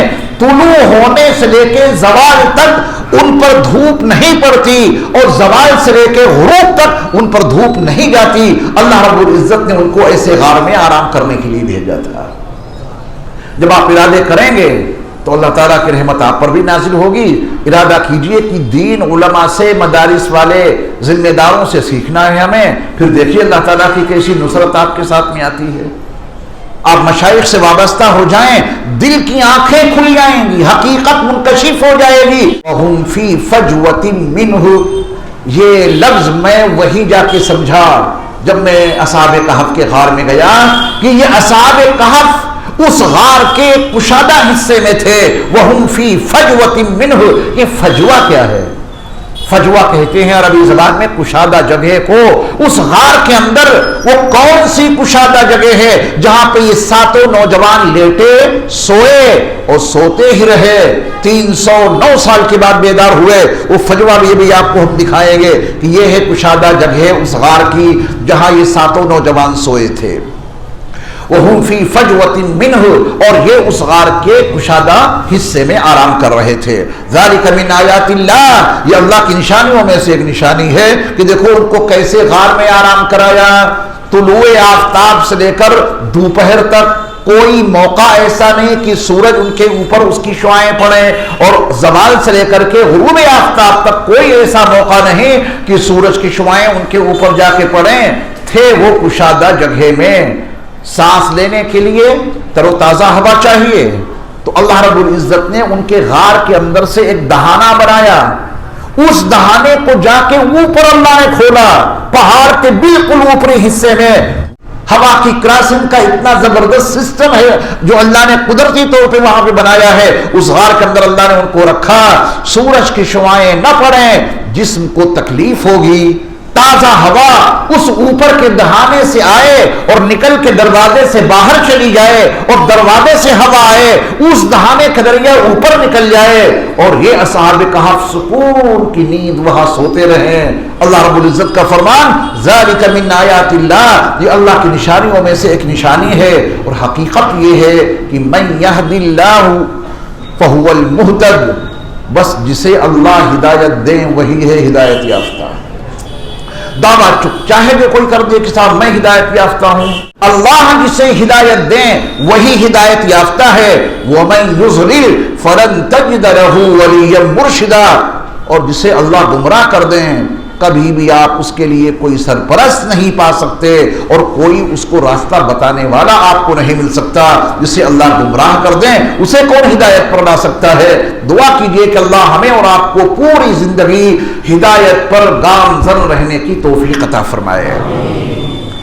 اللہ نے بتایا کہ ہم نے ان 7 نوجوانوں کو اس غار میں اس شان و شوکت کے ساتھ سلایا کہ جب وہ سو رہے تھے اگر آپ کا گزر اس غار کے پاس سے ہوتا اور آپ جھانک کر دیکھتے کہ اندر 7 نوجوان لیٹے ہیں، دروازے کے ٹھیک سامنے وہ فجوہ ہے جس میں وہ لیٹے تھے 7 نوجوان. قرآن نے منظرنامہ بتایا وَتَحْسَبُهُمْ أَيْقَاظًا، اگر تم انہیں دیکھ لیتے اس زمانے میں جبکہ وہ وہاں سو رہے تھے تو تمہیں گمان ہوتا کہ یہ تو جاگ رہے ہیں. وَتَحْسَبُهُمْ أَيْقَاظًا، اگر تم انہیں دیکھتے تو دیکھ کر کیا محسوس ہوتا کہ 7 نوجوان جاگ رہے ہیں، ان کی آنکھیں کھلی ہیں. پھر دروازے پہ کتا بیٹھا ہوا ہے، اس کے بیٹھنے کا انداز ایسا ہے کہ بس ابھی حملہ کر دے گا آنے والے پر. حالانکہ ان نوجوانوں کے ساتھ اللہ نے اس کتے پر بھی نیند طاری کر دی تھی. کتا اسی حالت میں بیٹھے بیٹھے سوتا رہا، 7 نوجوان فجوہ میں لیٹے لیٹے سوتے رہے اور سوئے شان و شوکت کے ساتھ کہ وَتَحْسَبُهُمْ أَيْقَاظًا، اگر تم انہیں دیکھتے تو تمہیں محسوس ہوتا کہ یہ جاگ رہے ہیں. وَهُمْ رُقُودٌ، حالانکہ صحیح صورتحال یہ تھی کہ وہ سو رہے تھے، وہ جاگ نہیں رہے تھے، وہ سو رہے تھے. لیکن اللہ نے ان کو ایسا سلایا کہ دیکھنے والا انہیں جاگنے والا سمجھتا حالانکہ وہ سو رہے تھے. وَنُقَلِّبُهُمْ ذَاتَ الْيَمِينِ، ہم انہیں کروٹیں دیتے رہے.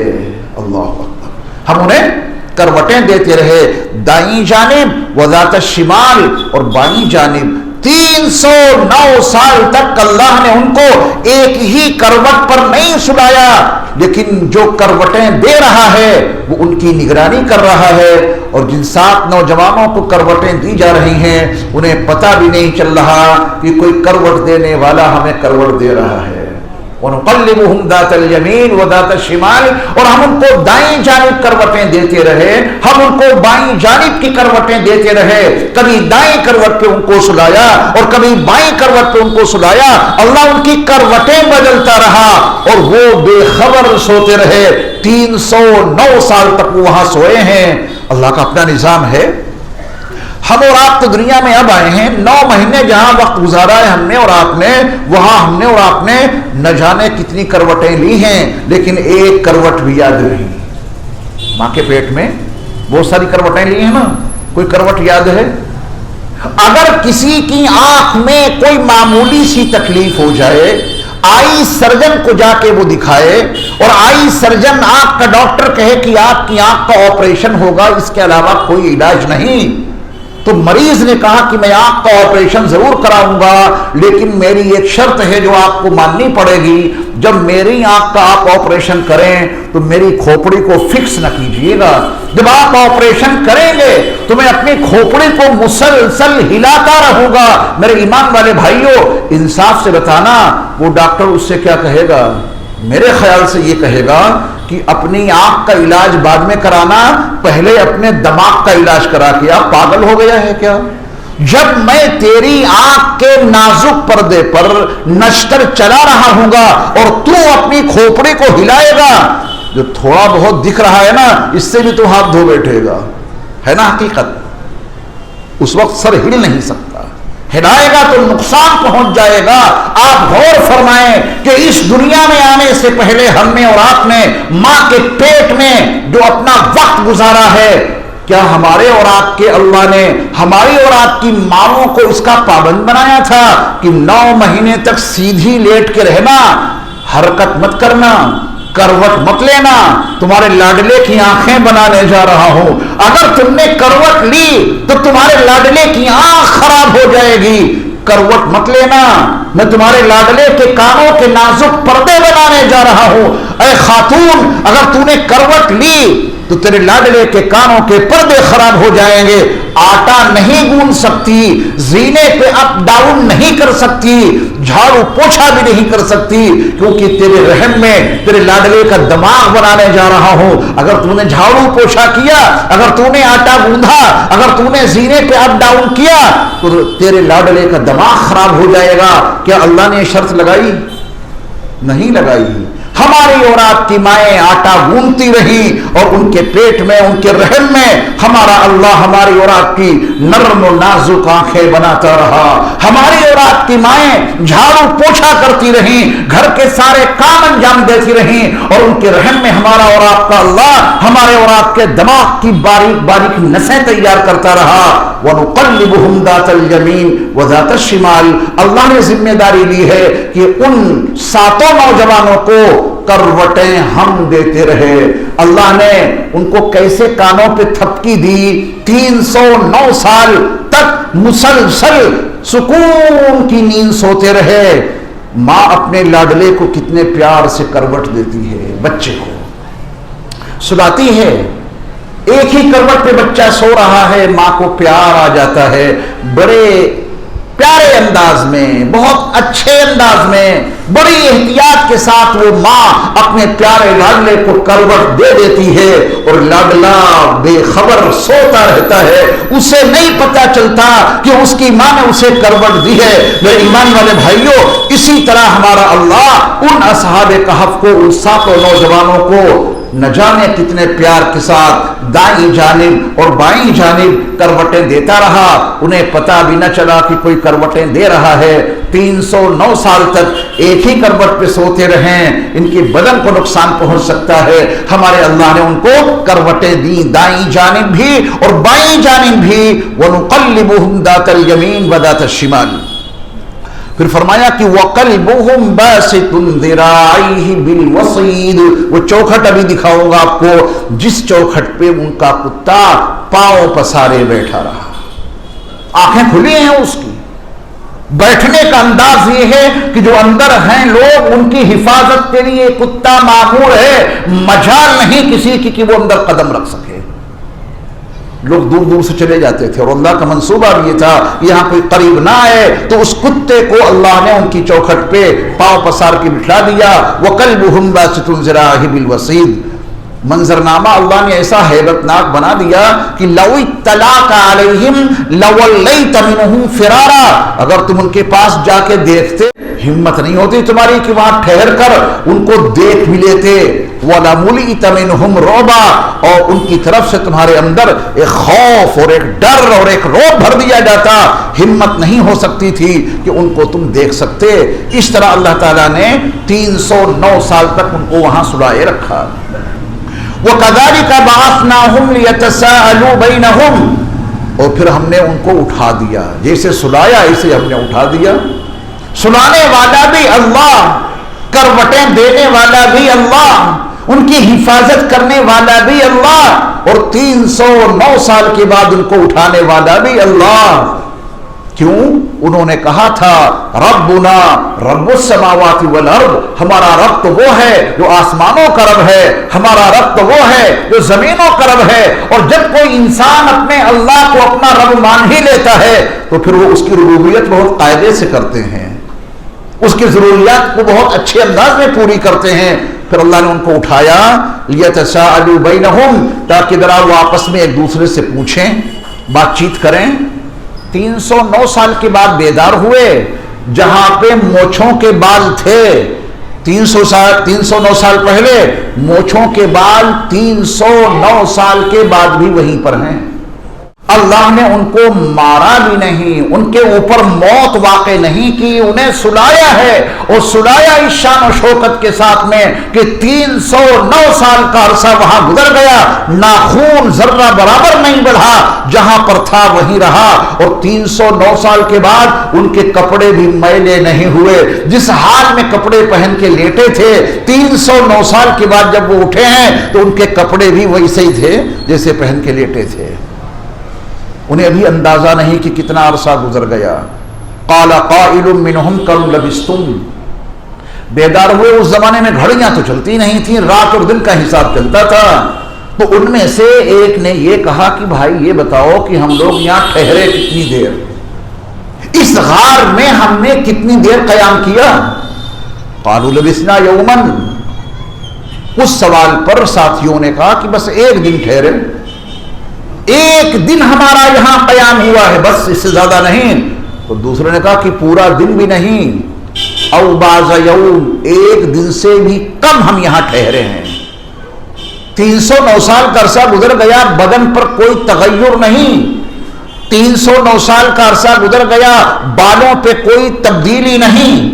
309 سال کا عرصہ گزر گیا, چہرے پہ کوئی میل نہیں. اور 309 سال کا عرصہ گزر گیا, کپڑوں میں کوئی بگاڑ نہیں. تو ایک دن ٹھہرے یا ایک دن سے بھی کم ٹھہرے.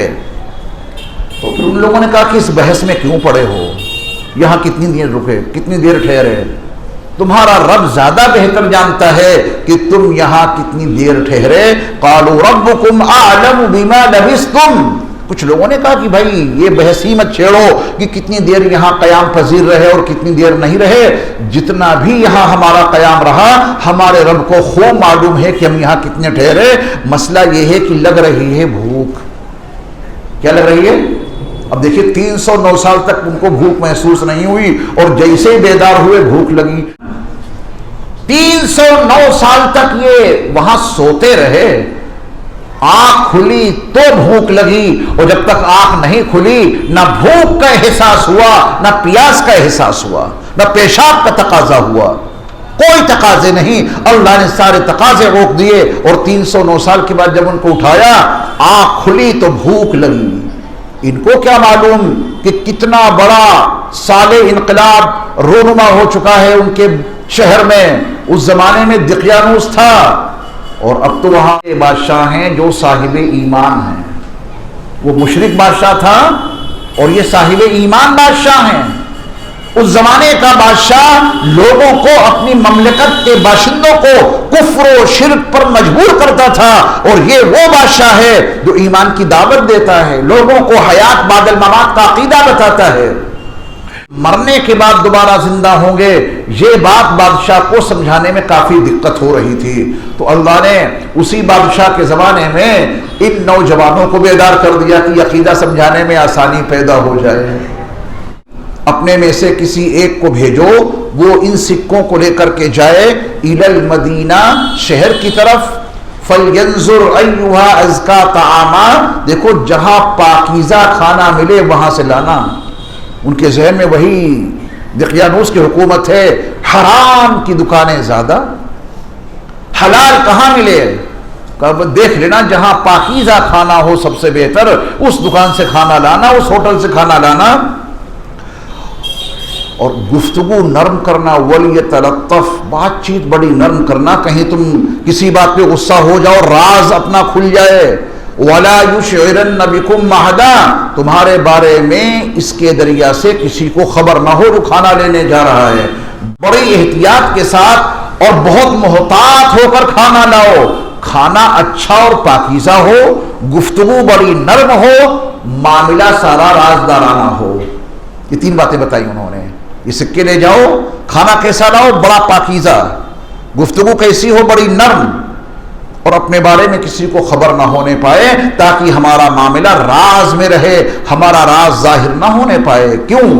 انہم ان یظہروا علیکم یرجموکم, کیونکہ اگر ان لوگوں کو ہمارے بارے میں کوئی سراغ لگ گیا کہ ہم وہ نوجوان ہیں جو بادشاہ دقیانوس کے زمانے میں مملکت سے فرار ہو گئے تھے اور وہ ہماری تلاش میں لگا ہوا ہے, اگر ہمارے بارے میں اسے کچھ پتا چل گیا تو یہ پتھروں سے مار مار کے ہمیں چکنا چور کرا دے گا.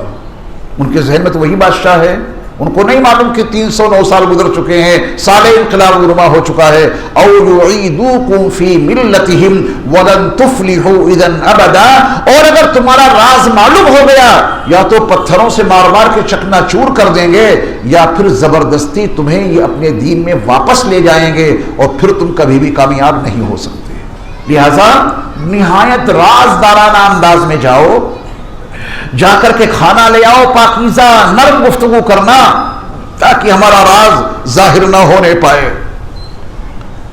لیکن اللہ کو منظور یہ تھا کہ ان کا راز ظاہر ہو جائے. بعض مرتبہ ہم کچھ چھپانا چاہتے ہیں، اللہ اسے ظاہر کرنا چاہتے ہیں، ہماری نظر وہاں تک نہیں جاتی جو اللہ کا منصوبہ ہوتا ہے۔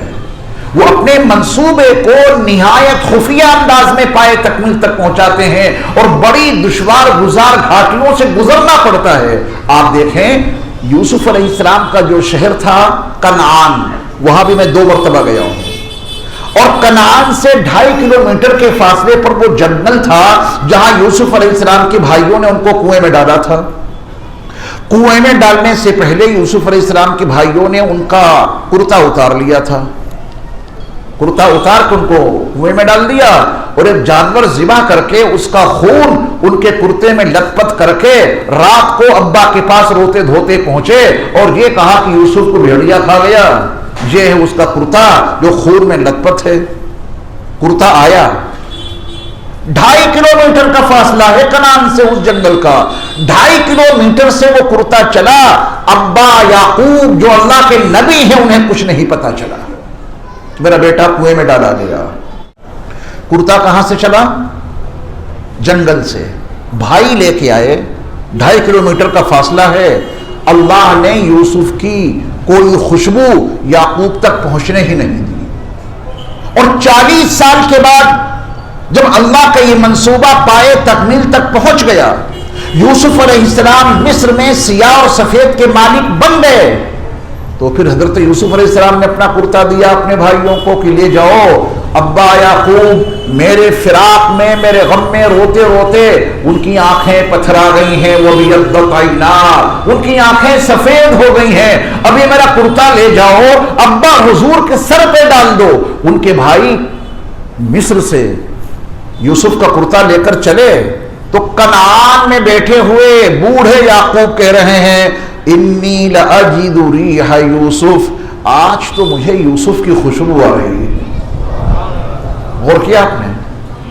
خوشبو آنی تھی تو وہیں جنگل سے آ جاتی، وہ تو بہت قریب تھا۔ کنعان سے مصر تو بہت دور ہے، وہاں سے ان کے بھائی ان کا کرتا لے کر چلے تو خوشبو آ گئی، اور یہاں جنگل 2.5 کلومیٹر کے فاصلے سے ان کا کرتا بھائی لے کر چلے تو کچھ بھی نہیں پتا چلا۔ اللہ اپنے منصوبوں کو نہایت خفیہ انداز میں آگے بڑھاتے ہیں۔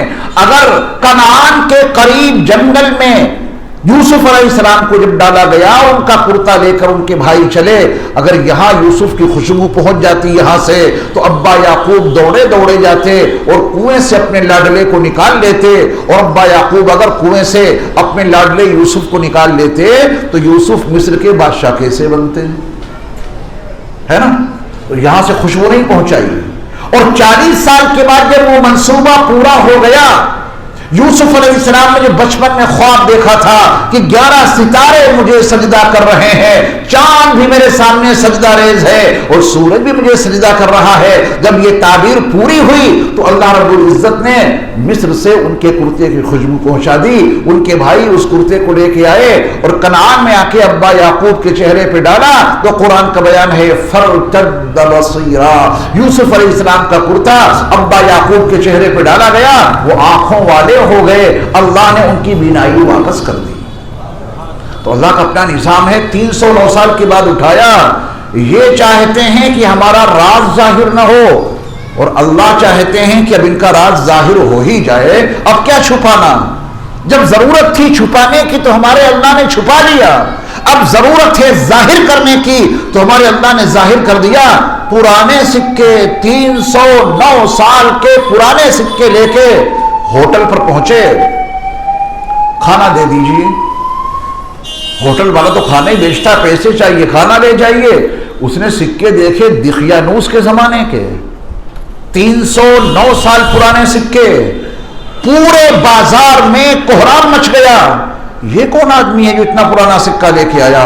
آپ ہی انصاف سے بتائیے، موجودہ حکومت نے جب کرنسی تبدیل کی، پرانی کرنسی پہ پابندی لگا دی، آج کوئی آدمی پرانا والا 500 کا نوٹ لے کر، پرانا والا 1000 کا نوٹ لے کر کریم ہوٹل میں کھانا لینے جائے کہ صاحب یہ پیمنٹ ہے، پیسے لیجئے اور ہمیں کھانا دے دیجئے، نہ صرف یہ کہ وہ پیمنٹ وصول نہیں کرے گا اس کے بارے میں چرچے شروع ہو جائیں گے، پاگل ہے، مجنون ہے، دیوانہ ہے، اسے ہوش نہیں کہ اتنے سال پہلے اس پوری کرنسی کو ختم کر دیا گیا، اب یہ نوٹ نہیں چلتے ہیں، اب تو نئے والے نوٹ چل رہے ہیں، پرانے نوٹ لے جانے کا کیا مطلب ہے؟ 309 سال پرانے سکے لے گئے، اللہ کا منصوبہ یہ تھا کہ سکوں کے دریا ہی نے پکڑوا دیا جائے، پوری مارکیٹ میں ہنگامہ مچ گیا، یہ کون لوگ ہیں؟ مفسرین نے لکھا ہے کہ ہوٹل والوں نے مل کر ان نوجوان کو بادشاہ کی خدمت میں جا کے پیش کر دیا، بادشاہ سلامت دیکھیے یہ تو دقیانوس کے زمانے کے سکے لیے گھوم رہے ہیں، آپ کے دور میں جو آپ کا سکہ رائج الوقت ہے وہ ان کے پاس ہے نہیں، ہم نے بہت کچھ پوچھا ان سے تو کہتے ہیں ہمارے پاس تو یہی ہے، اس کے علاوہ کوئی سکے ہیں ہی نہیں۔ اب آپ پوچھ تاچھ کیجئے کہ کون ہے، کیا نام ہے تمہارا، کتنے ساتھی ہو؟ 7 ساتھیوں کا پتہ چلا، اور جب ان سے نام پوچھے تو وہی نام بتائے جو 309 سال پہلے دقیانوس نے ایک تختی پر مجرم کے عنوان سے ان کے نام لکھوا کے اپنے خزانے میں محفوظ کر دیے تھے۔ ان کا قصہ سینہ بسینہ آگے بڑھ رہا تھا کہ 7 نوجوان تھے جو دقیانوس کے خوف سے بستی چھوڑ کے چلے گئے، نہ جانے کہاں چلے گئے، ان کا سراغ نہیں لگا، ان کا پتہ نہیں چلا، اور 309 سال کے بعد سکوں کے حوالوں سے انہیں پہچانا گیا، بادشاہ کی خدمت میں پیش کیا گیا، نام وہی نکلے جو تختی پر لکھے تھے۔ بادشاہ کے دل میں ان 7 لوگوں کی عظمتیں گھر کر گئیں۔ اور ساتھی کہاں ہیں؟ کہا کہ غار میں ہیں۔ 2 طریقے تھے، بادشاہ کہتا کہ ان سارے ساتھیوں کو لاؤ اور میری بارگاہ میں پیش کرو، میں ان سے ملاقات کرنا چاہتا ہوں، یہ بے ادبی تھی۔ بادشاہ نے کہا کہ ان کو یہاں نہیں لانا، مجھے لے کر ان کی بارگاہ میں چلو۔ اللہ ایسا ادب ہمیں اور آپ کو عطا کر دے، ہم بے ادب زیادہ ہو گئے تبھی ہمارے پاس کچھ ہے نہیں، با ادب با نصیب، آپ جتنا ادب کر لیں گے بڑوں کا، اللہ والوں کا، اسی قدر اللہ تعالیٰ آپ کو نواز دے گا۔ کمیٹی کے صدر صاحب امام صاحب سے ملاقات کرنے جاتے ہیں، یہ امام صاحب کو اپنے گھر بلاتے ہیں، بتائیے ڈرتے کیوں؟ جو کچھ ہو رہا ہے آج کل وہ میں آپ سے پوچھ رہا ہوں، یہی ہو رہا ہے۔ امام صاحب کو آرڈر ہے کہ میرے گھر آئیے گا اتنے بجے، اور خزانچی صاحب کا آرڈر ہے کہ امام صاحب اتنے بجے آنا، تنخواہ ملے گی۔ 15 منٹ امام صاحب لیٹ ہو گئے، دروازہ نہیں کھولا، کہا کہ ہم کہیں چلے گئے۔ چاہیے تو یہ تھا کہ مسجد کا صدر غلام بن کر امام کی خدمت میں حاضر ہوتا، یہ چاہیے تھا کہ کمیٹی کا خزانچی غلامانہ انداز میں حاضر ہوتا کہ حضرت آپ جتنا بڑا کام انجام دے رہے ہیں اس کا کوئی حق تو ادا نہیں ہو سکتا، یہ مختصر سا ہدیہ ہے، قبول فرما لیجئے، آپ کا بڑا احسان ہوگا، جب آپ اس پوزیشن میں آ جائیں گے تب اللہ آپ کو عروج عطا کرے گا۔ اماموں کو ستا کر اور ان کی توہین کر کے اور علماء کو تذلیل کا شکار بنا کر آپ کبھی کامیاب نہیں ہو سکتے، بہت بڑی بھول ہے، اللہ مجھے اور آپ کو اس کا شعور عطا فرمائے۔ یہ سارا دار و مدار ادب اور احترام پر ہے، آپ بڑوں کا ادب اور احترام کریں گے تو اللہ آپ کی نسل میں دیندار پیدا کریں گے۔ تو وہ بادشاہ ان اصحاب کہف کو اپنے پاس بلا رہا ہے یا خود جا رہا ہے ان سے ملاقات کرنے کے لیے؟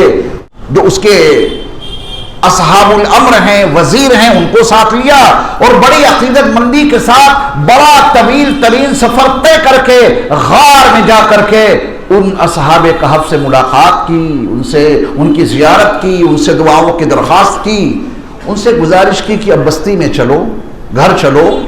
انہوں نے صاف منع کر دیا، ہمارے اللہ نے ہم پر جو رحمتوں کی بارش اس غار میں کی ہے، ہم یہ غار چھوڑ کے نہیں جائیں گے، اپنی بقیہ زندگی ہم یہیں گزار دیں گے۔ ایک ایک کر کے ان پر فطری موت طاری ہوتی رہی اور ان کا وہیں انتقال ہوا۔ 7 اصحاب کہف وہیں آرام فرما ہے، اسی غار کے اندر وہیں آرام فرما۔ میں ابھی ان کی قبریں بھی آپ کو دکھاؤں گا۔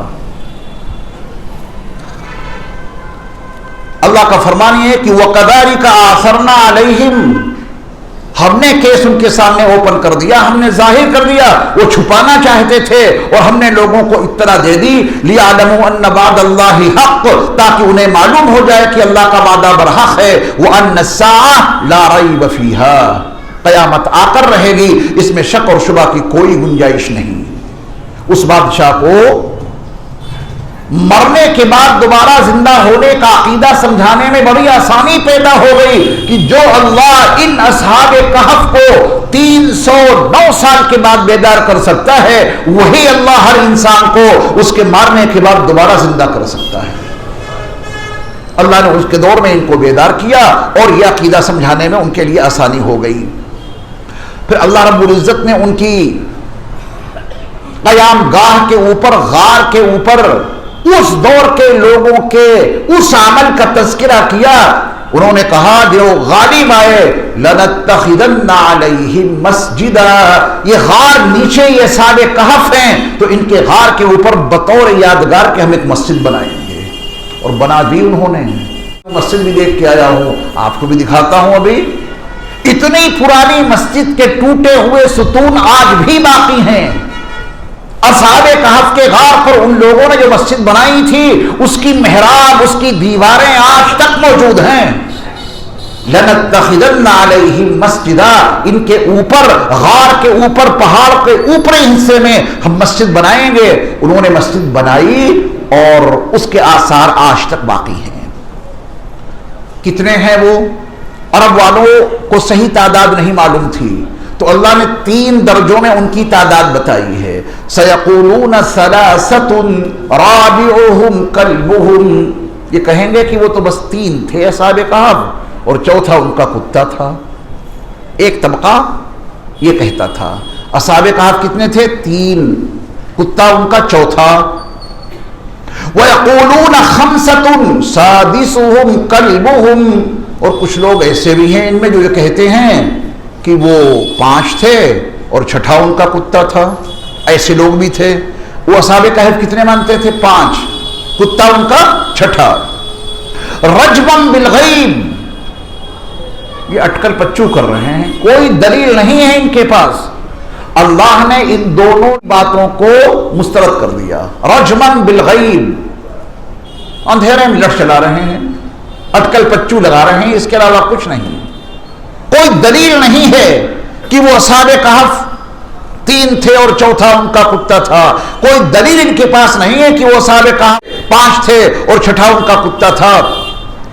वयक़ूलून सबअतु व सामिनुहुम कल्बुहुम, और कुछ लोग ऐसे हैं जो ये कह रहे हैं कि वो 7 थे और 8वां उनका कुत्ता था। ये बात सच है या गलत? अगर गलत होती तो अल्लाह इस बात को उन दोनों कौलों के साथ जोड़कर रजमन बिल गैब कह देता कि ये भी अटकल पच्चू है। अटकल की बातों को 2 जगह जिक्र करके उसके बारे में बतलाया कि ये अटकल लगा रहे हैं, और सच्चाई को जिक्र किया इशारों में कि कुछ लोग ऐसे भी जो ये कहते हैं कि वो 7 थे और 8वां उनका कुत्ता था। और रब्बी आलमु बिइद्दतिहिम मा यालमुहुम इल्ला कलील, मेरे महबूब आप इनसे बता दीजिए कि उनकी सही तादाद कितनी थी, वो मेरा रब जानता है। चंद लोगों के अलावा उनकी सही तादाद का कोई इल्म नहीं। और अब्दुल्ला इब्न अब्बास कहते हैं कि उन चंद लोगों में मैं भी हूं जिन्हें असहाबे कहफ की तादाद मालूम थी। असहाबे कहफ 7 थे, 8वां उनका कुत्ता था। फला तुम्हारी फीहिम इल्ला मिराअम ज़ाहिरा, आप इसमें ज्यादा बहस न करें, सरसरी तौर पर इस बात को आगे बढ़ाइए। वला तस्तफ्ती फीहिम मिनहुम अहदा, मेरे महबूब नबी आप असहाबे कहफ के बारे में इनसे कुछ न पूछिएगा, क्योंकि इन्हें कुछ भी नहीं मालूम है। जो मालूम है मुझे मालूम है, और वो मैंने वही के जरिया कुरान में आपके ऊपर नाजिल कर दिया। आपको असहाबे कहफ के बारे में सारी हकीकतें मालूम हो गई। जब ये सवाल आया था मेरे मुस्तफ़ा की बारगाह में मदीने के यहूदी उलमा की तरफ से कि पूछो जाके असहाबे कहफ कौन हैं, जुल्करनैन का किस्सा बताओ और रूह की हकीकत क्या है, तो मेरे मुस्तफ़ा अलैहिस्सलाम ने फरमाया था कि कल बता दूंगा। कल आ तो गई लेकिन वही नाजिल नहीं हुई, परसों आ गई वही नाजिल नहीं हुई, 15 दिन गुजर गए, 15वें दिन वही नाजिल हुई। तो इस हिदायत के साथ कि वला तक़ूलन्न लिशैइन इन्नी फ़ाइलुन ज़ालिका गदन इल्ला अन यशा अल्लाह, मेरे महबूब नबी किसी भी काम के बारे में कभी भी ये न कहिएगा कि ये काम मैं कल कर लूंगा, उसके साथ में अल्लाह की मशीयत को जरूर जोड़ दीजिएगा। आपने कह दिया था कि कल बता देंगे, آپ نے انشاءاللہ نہیں کہا تو جواب نازل نہیں ہوا. یہ ہدایت دے دی اللہ نے اپنے نبی کے ذریعہ ہم تک اور آپ تک یہ پیغام پہنچا دیا کہ کل سے مراد 24 گھنٹے نہیں، کل سے مراد اگلی پل، کل سے مراد اگلا لمحہ، کل سے مراد اگلی ساتھ، کل سے مراد اگلا سانس، اگلے لمحے میں جو کچھ کرنا ہے اس کام کو اللہ کی مشیت کے حوالے کر دو اور یہ کہہ دیا کرو انشاءاللہ اگر اللہ نے چاہا تو یہ کام کر دوں گا. ایک مومن کی مومنانہ زندگی 3 جملوں میں گھری رہنی چاہیے. گزرے ہوئے زمانے میں جو کچھ اچھا ہوا اس کے لیے کہا کرو ماشاء اللہ، اور موجودہ حالات کے بارے میں کہا کرو الحمدللہ، اور مستقبل کے لیے فیوچر کے لیے جو بھی تمہارا منصوبہ ہو اس کے بارے میں کہا کرو انشاءاللہ. یہ ہے مومن کی مومنانہ زندگی جو 3 جملوں سے گھری ہونی چاہیے. گزرے ہوئے زمانے کے لیے ماشاءاللہ، جو کچھ ہوا اللہ کے چاہنے سے ہوا.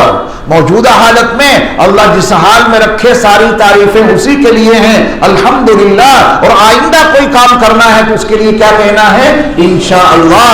وَلَا تَقُولَنَّ لِشَيْءٍ إِنِّي فَاعِلٌ ذَلِكَ غَدًا إِلَّا أَن يَشَاءَ اللَّهُ. اللہ چاہے گا تو کل یہ کام کر سکتا ہوں، اگر اللہ نہ چاہے تو اس کام کو انجام نہیں دیا جا سکتا. وَاذْكُرْ رَبَّكَ إِذَا نَسِيتَ، جب بھول جاؤ تو اللہ کو فوراً یاد کر لیا کرو. ہما وقت اپنے اللہ کو یاد رکھا کرو، اور جب اللہ کو بھولو فوراً اس کا ذکر کرو.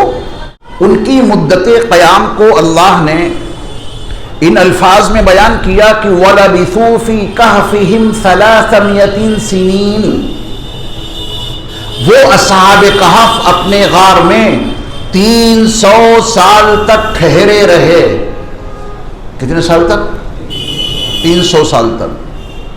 یہاں 309 سال ایک ساتھ میں نہیں بتائے اللہ نے، اور اللہ چاہتے تو بتا دیتے ایک ساتھ میں کہ وہ 309 سال سوتے رہے.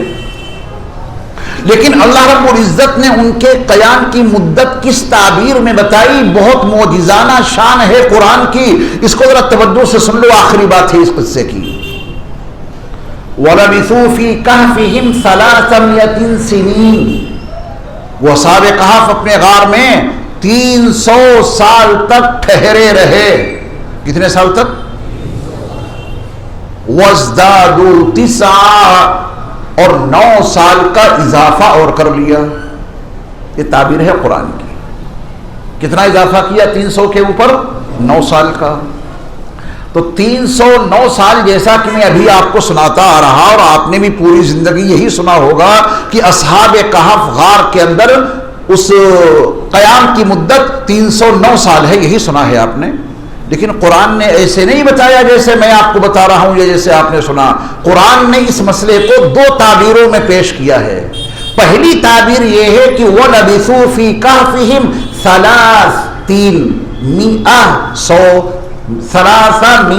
300 سنین سال.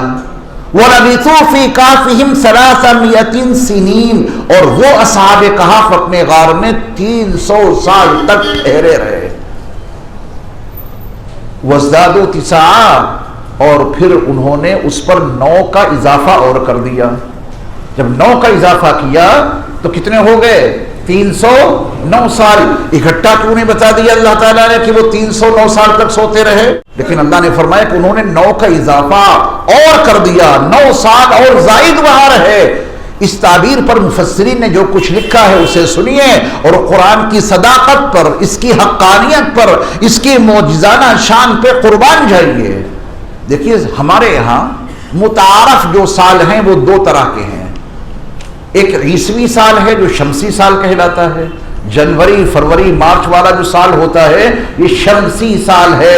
اس کو سورج کے حساب سے مرتب کیا گیا ہے. ہم اور آپ اس کو میلادی اور عیسوی سن بھی کہہ دیتے ہیں. ایک ہمارا اور آپ کا اسلامی سال ہے جسے ہم اور آپ قمری سال کہتے ہیں. اس کا نظام چلتا ہے محرم صفر سے، اور وہ چاند کے لحاظ سے سال بنتا ہے نا. یہ 2 سال ہو گئے، جنوری فروری والا سال اور محرم صفر والا سال. ایک اور تعبیر اس کی ہے شمسی سال، اور ایک ہے قمری سال، اور ایک آسان تعبیر ہے عیسوی سال اور اسلامی سال. یہی 2 سال متعارف ہے نا. ہم اور آپ عید بقرعید جو مناتے ہیں یہ شمسی سال کے لحاظ سے مناتے ہیں یا قمری سال کے لحاظ سے؟ میاں اگر شمسی سال کے لحاظ سے منا رہے ہوتے تو ہمارا اور آپ کا رمضان کبھی بھی مئی جون میں نہیں آتا، اسے فکس کر دیتے دسمبر اور جنوری میں. کون مصیبت اٹھائے مئی جون کے مہینے میں اتنی گرمی میں روزہ رکھے؟ اسے فکس کس میں کر دو؟ دسمبر جنوری میں. ٹھنڈ ہی ٹھنڈ ہے، نہ بھوک نہ پیاس، چھوٹا سا دن، روزے رکھنے آسان. ہم اور آپ جو روزہ رکھتے ہیں وہ اسلامی سال کے لحاظ سے رکھتے ہیں، اور اللہ کا نظام یہ ہے کہ اسلامی سال شمسی سال کے ہر مہینے میں گھومتا رہتا ہے. روزے کبھی سردی میں آتے ہیں، کبھی گرمی میں، کبھی برسات میں. شمسی سال فکس ہے. مئی جون میں جو موسم ہوتا ہے ہمیشہ وہ موسم مئی جون میں رہے گا. دسمبر جنوری میں جو موسم ہوتا ہے وہ دسمبر جنوری میں رہے گا، کیونکہ سورج سے اس کا تعلق ہے. اور جو چاند والا سال ہے یہ پورے سال میں گردش کرتا رہتا ہے. اگر آپ نے اتنی بات سمجھ لی تو اب قرآن کا معجزانہ بیان دیکھو. اگر آپ حساب لیتے ہیں شمسی سال کا، سورج والا حساب جوڑتے ہیں، تو وہ اصحاب کہف اس غار میں ٹھہرے ہیں 300 سال. اور اگر آپ قمری سال لیتے ہیں تو ذرا حساب لگا کے دیکھنا، 300 سال جو شمسی ہیں ان میں قمری سال اگر جوڑا جائے تو اس میں 9 سال کا اضافہ اور ہو جائے گا. اب ایک سال میں 12 مہینے ہوتے ہیں، 300 سالوں میں 9 سالوں کا اضافہ ہو جائے گا. آپ کی مرضی ہے، جو سن دیکھنا چاہیں اور جو حساب لگانا چاہیں، دونوں حسابوں سے قرآن کا بیان صحیح ہے. اگر قرآن ایک ساتھ میں 309 سال بتا دیتا تو شمسی حساب لگانے والے کہتے کہ یہ تو 9 سال آپ زیادہ بتا رہے ہو، وہ تو 300 سال وہاں ٹھہرے تھے. اگر آپ شمسی حساب لگاتے ہیں تو کتنے سال رہے اصحاب کہف اپنے غار میں؟ 300 سال. اور قمری سال کا حساب لگاتے ہیں تو کتنے رہے وہ؟ 309 سال. یہ ہے قرآن کی شان کہ انداز بیان ایسا اختیار کیا کہ آپ جو سن کا بھی حساب لگاتے ہیں تمہارے لیے دونوں سنوں کا بیان قرآن میں موجود ہے. وہ 300 سال اپنے غار میں ٹھہرے رہے شمسی لحاظ سے، اور وہ 309 سال ٹھہرے رہے اپنے غار میں قمری سن کے لحاظ سے. یہاں پہ اصحاب کہف کا قصہ پورا ہو گیا. اس کے اندر ہمارے اور آپ کے لیے عبرت کا بہت بڑا سامان موجود ہے. دجال کا تذکرہ کرنے سے پہلے میں چاہتا ہوں کہ آپ کو اصحاب کہف کا غار ہر زاویے سے دکھا دوں. ایریا جو آپ کو نظر آ رہا ہے یہ مسجد اصحاب کہف کے نام پر ہے، لیکن ان کے غار سے کچھ پہلے ہے. اس میں باقاعدہ نماز ہوتی ہے 5 وقت کی، بہت خوبصورت مسجد ہے. جب آپ جائیں گے وہاں تو پہلے آپ کو اسی مسجد کے سامنے سے گزرنا پڑتا ہے. جب اس سے آگے آپ بڑھیں گے تو آپ کو وہ بورڈ نظر آئے گا. بڑھائیے آگے. یہ بورڈ دیکھیے، 7 لوگوں کے لیٹنے کا تذکرہ اس میں لکھا ہے نا. سلیپرز، 7 سلیپرز، 7 لوگ یہاں لیٹے تھے. ان کا قصہ قرآن میں موجود ہے. یہ غار والوں کا غار ہے، اصحاب کہف کا غار ہے. یہ بزنطینیوں کی کچھ قبریں ہیں. حضرت عیسیٰ علیہ السلام کے مذہب پر یہ ایمان لائے تھے. حضرت عیسیٰ علیہ السلام کے رفع الی السماء، آپ کی پیدائش کے بعد 250 سال کے بعد یہ قصہ ہے، جو اب سے تقریباً 1750 سال پرانا واقعہ ہے. آگے چلیے. یہ اصحاب کہف کا غار کا دروازہ ہے. اس کے اندر وہ سارا غار ہے، اور یہ اوپر جو دکھائی دے رہی ہے آپ کو یہ مسجد ہے، وہ جس کا تذکرہ آپ نے ابھی سنا، لَنَتَّخِذَنَّ عَلَيْهِ مَسْجِدًا. ہم ان کے غار کے اوپر مسجد بنائیں گے. یہ مسجد ہم بھی آپ کو اوپر سے دکھائیں گے انشاءاللہ. ابھی اس غار کے دروازے کو دیکھیں. یہ ہے غار کا دروازہ جس سے اندر داخل ہوا جاتا ہے. آگے چلیے. جب آپ اس غار کے دروازے سے اندر داخل ہوں گے تو دائیں جانب اصحاب کہف کی کتنی قبریں ہیں؟ 4. ایک قبر یہ ہے، دوسری قبر یہ ہے، تیسری قبر یہ ہے، اور چوتھی قبر یہ ہے. اس کے اندر اصحاب کہف کی کچھ ہڈیاں دستیاب ہوئی تھی، وہ اس کے اندر رکھ کے اوپر شیشہ لگا دیا گیا. ہم لوگ جب وہاں پہنچے تو موبائل کی لائٹ جلا کے اس کے اوپر لگا دی تو اندر وہ ہڈیاں صاف دکھائی دیتی ہیں. جب آپ میری ویڈیو دیکھیں گے جو میں نے یہاں پہ کھڑے ہو کے بیان کیا ہے تو اپنے ایک ساتھی کے موبائل کی روشنی سے اندر کی جو ہڈیاں دکھیں وہ میں آپ کو یہاں نہیں دکھا سکتا اس کے اندر، لیکن جو ہماری ویڈیو ہے اصحاب کہف کے غار کی اس کے اندر آپ دیکھ سکتے ہیں۔ تو ادھر کتنی قبریں ہو گئی؟ 4۔ ایک قبر یہ ہے، دوسری قبر یہ ہے، اور تیسری قبر یہ ہے، اور چوتھی قبر یہ ہے۔ یہ پتھر رکھا ہے، بڑی قدیم زبان میں اس میں بہت کچھ لکھا ہوا ہے عربی زبان میں، اور یہ جو نشان آپ دیکھ رہے ہیں یہ نشان ہے رومیوں کا۔ کس کا نشان ہے یہ؟ رومی سلطنت کا، بازنطینی سلطنت کا۔ انہی رومیوں نے اس غار میں یہ کام کرایا، محرابیں بنوائی، باہر سے اس کو تراشا، اس میں طاق بنائے، اس میں پلر بنائے۔ تو رومیوں نے اس غار کی شکل بدل دی، اور ان رومیوں نے اپنی حکومت کا جھنڈا، اس کا نشان یہاں پہ بنا دیا۔ یہ اسی دور کا بنا ہوا ہے۔ اب ادھر تو ہو گئی 4 قبریں، اس کے بالمقابل جو حصہ ہے سامنے اس میں ہے 3 قبریں۔ اب آپ وہ دیکھیے، یہ اس کے ٹھیک سامنے کا حصہ ہے، ادھر 3 قبریں ہیں۔ ایک قبر یہ ہے، دوسری قبر یہ ہے، اور تیسری قبر یہ ہے۔ 4 اور 3 7، یہ 7 قبریں ہو گئی اصحاب کہف کی، جو ساتوں کے ساتوں اصحاب کہف یہاں آرام فرما ہے۔ اور یہ غار میں داخل ہوتے ہی اندر کا سب سے پہلا حصہ ہے، دائیں جانب 4 اصحاب کہف آرام فرما ہے، اور دروازے سے بائیں جانب 3 اصحاب کہف آرام فرما ہے۔ اتنی بات سمجھ گئے آپ قاعدے سے؟ آگے چلیے، دیکھیے یہ ہے وہ حصہ جس کے بارے میں قرآن نے بتایا کہ وَهُمْ فِي فَجْوَةٍ مِّنْهُ۔ یہ فجوہ ہے، کشادہ حصہ۔ ادھر سے آپ کو ذرا تھوڑا دکھائی دے رہا ہے، ابھی اگلی فوٹو میں ہم آپ کو دکھائیں گے بڑا۔ یہ ہے فجوہ کا حصہ، یہ تو ان کی قبریں ہیں جو بھی میں نے آپ کو بتائیں دائیں جانب کی۔ غار کے دروازے کے ٹھیک سامنے یہ ہے فجوہ، جہاں وہ ساتوں اصحاب کہف لیٹے تھے۔ اس کے بعد کا فوٹو دکھائیے، بس دیکھیے یہ ہے فجوہ۔ فجوہ سے مراد کشادہ جگہ جہاں اصحاب کہف سوئے تھے۔ یہ ہے جگہ جہاں ساتوں اصحاب کہف لیٹے تھوڑی دیر آرام کرنے کے لیے، پھر اللہ نے اس مقام پہ ان کو کتنے سالوں تک سلائے رکھا؟ 309 سال تک وہ اسی مقام پر سوتے رہے۔ 309 سال کے بعد جب وہ اٹھے تو پھر وہ سب کچھ ان کی باتیں جو انہوں نے کی قرآن کے حوالے سے میں نے آپ کو سنائی۔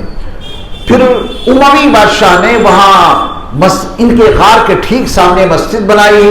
اس زمانے میں وضو میں جو برتن استعمال ہوتے تھے وہ برتن بھی غار کے اندر موجود ہیں، وہ آپ دیکھیے۔ یہ کیا دکھ رہا ہے آپ کو؟ لوٹا، یہ ٹوٹے ہوئے برتن، یہ جو کچھ سامان رکھا ہے یہ اسی دور کا ہے۔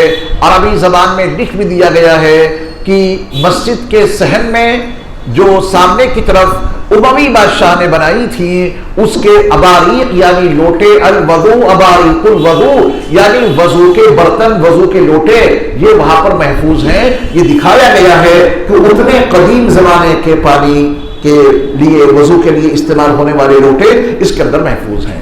آگے چلیے، بس اب ذرا اس پہ آپ دھیان دیجئے گا جو میں نے عرض کیا کہ سورج نکلتا تھا تو اصحاب کہف کے اوپر نہیں پڑتا تھا، طلوع ہوتا تو سائیڈ سے اس کی کرنیں نکل جاتی، غروب ہونے کے وقت میں بھی اس کی کرنیں سائیڈ میں ہو جاتی دائیں بائیں جانب۔ لیکن یہ غار کے اندر ایک کھوہ بنائی اللہ تعالیٰ نے، غار کے اندر ایک موخلا بنایا، یہ فجوہ کے سامنے ہے، اور یہ جا کے اس غار کے پہاڑ کے اوپر جا کے کھلتا ہے۔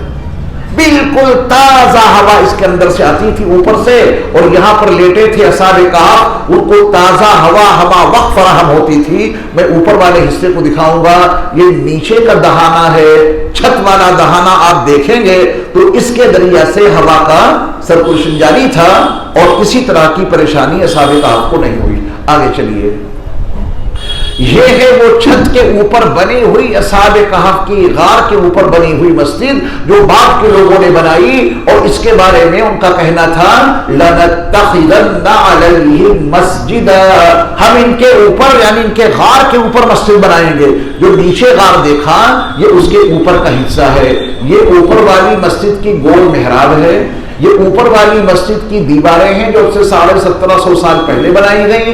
1750 سال پرانے یہ ستون ہیں جو اب ٹوٹ گئے ہیں, لیکن پھر بھی اس مسجد کے یہ باقیات, اس مسجد کی نشانیاں آپ کے سامنے موجود ہیں. چھت کا ایک اور نقشہ دکھاؤ. یہ دیکھیں, یہ ہے اس دہانے کا اوپر والا منہ. نیچے والا تو میں نے آپ کو دکھایا جس سے ہوا جاتی تھی. یہ چھت ہے, چھت کے اوپر یہ پلر ہیں مسجد کے, قدیم مسجد کے ستون ٹوٹے ہوئے, اور یہ ہے وہ دہانہ. کیونکہ پہلے تو اوپن تھا, لیکن اب وہاں کے حکومت نے یہ جال لگوا دیا ہے تاکہ خدا نخواستہ کوئی گر نہ جائے.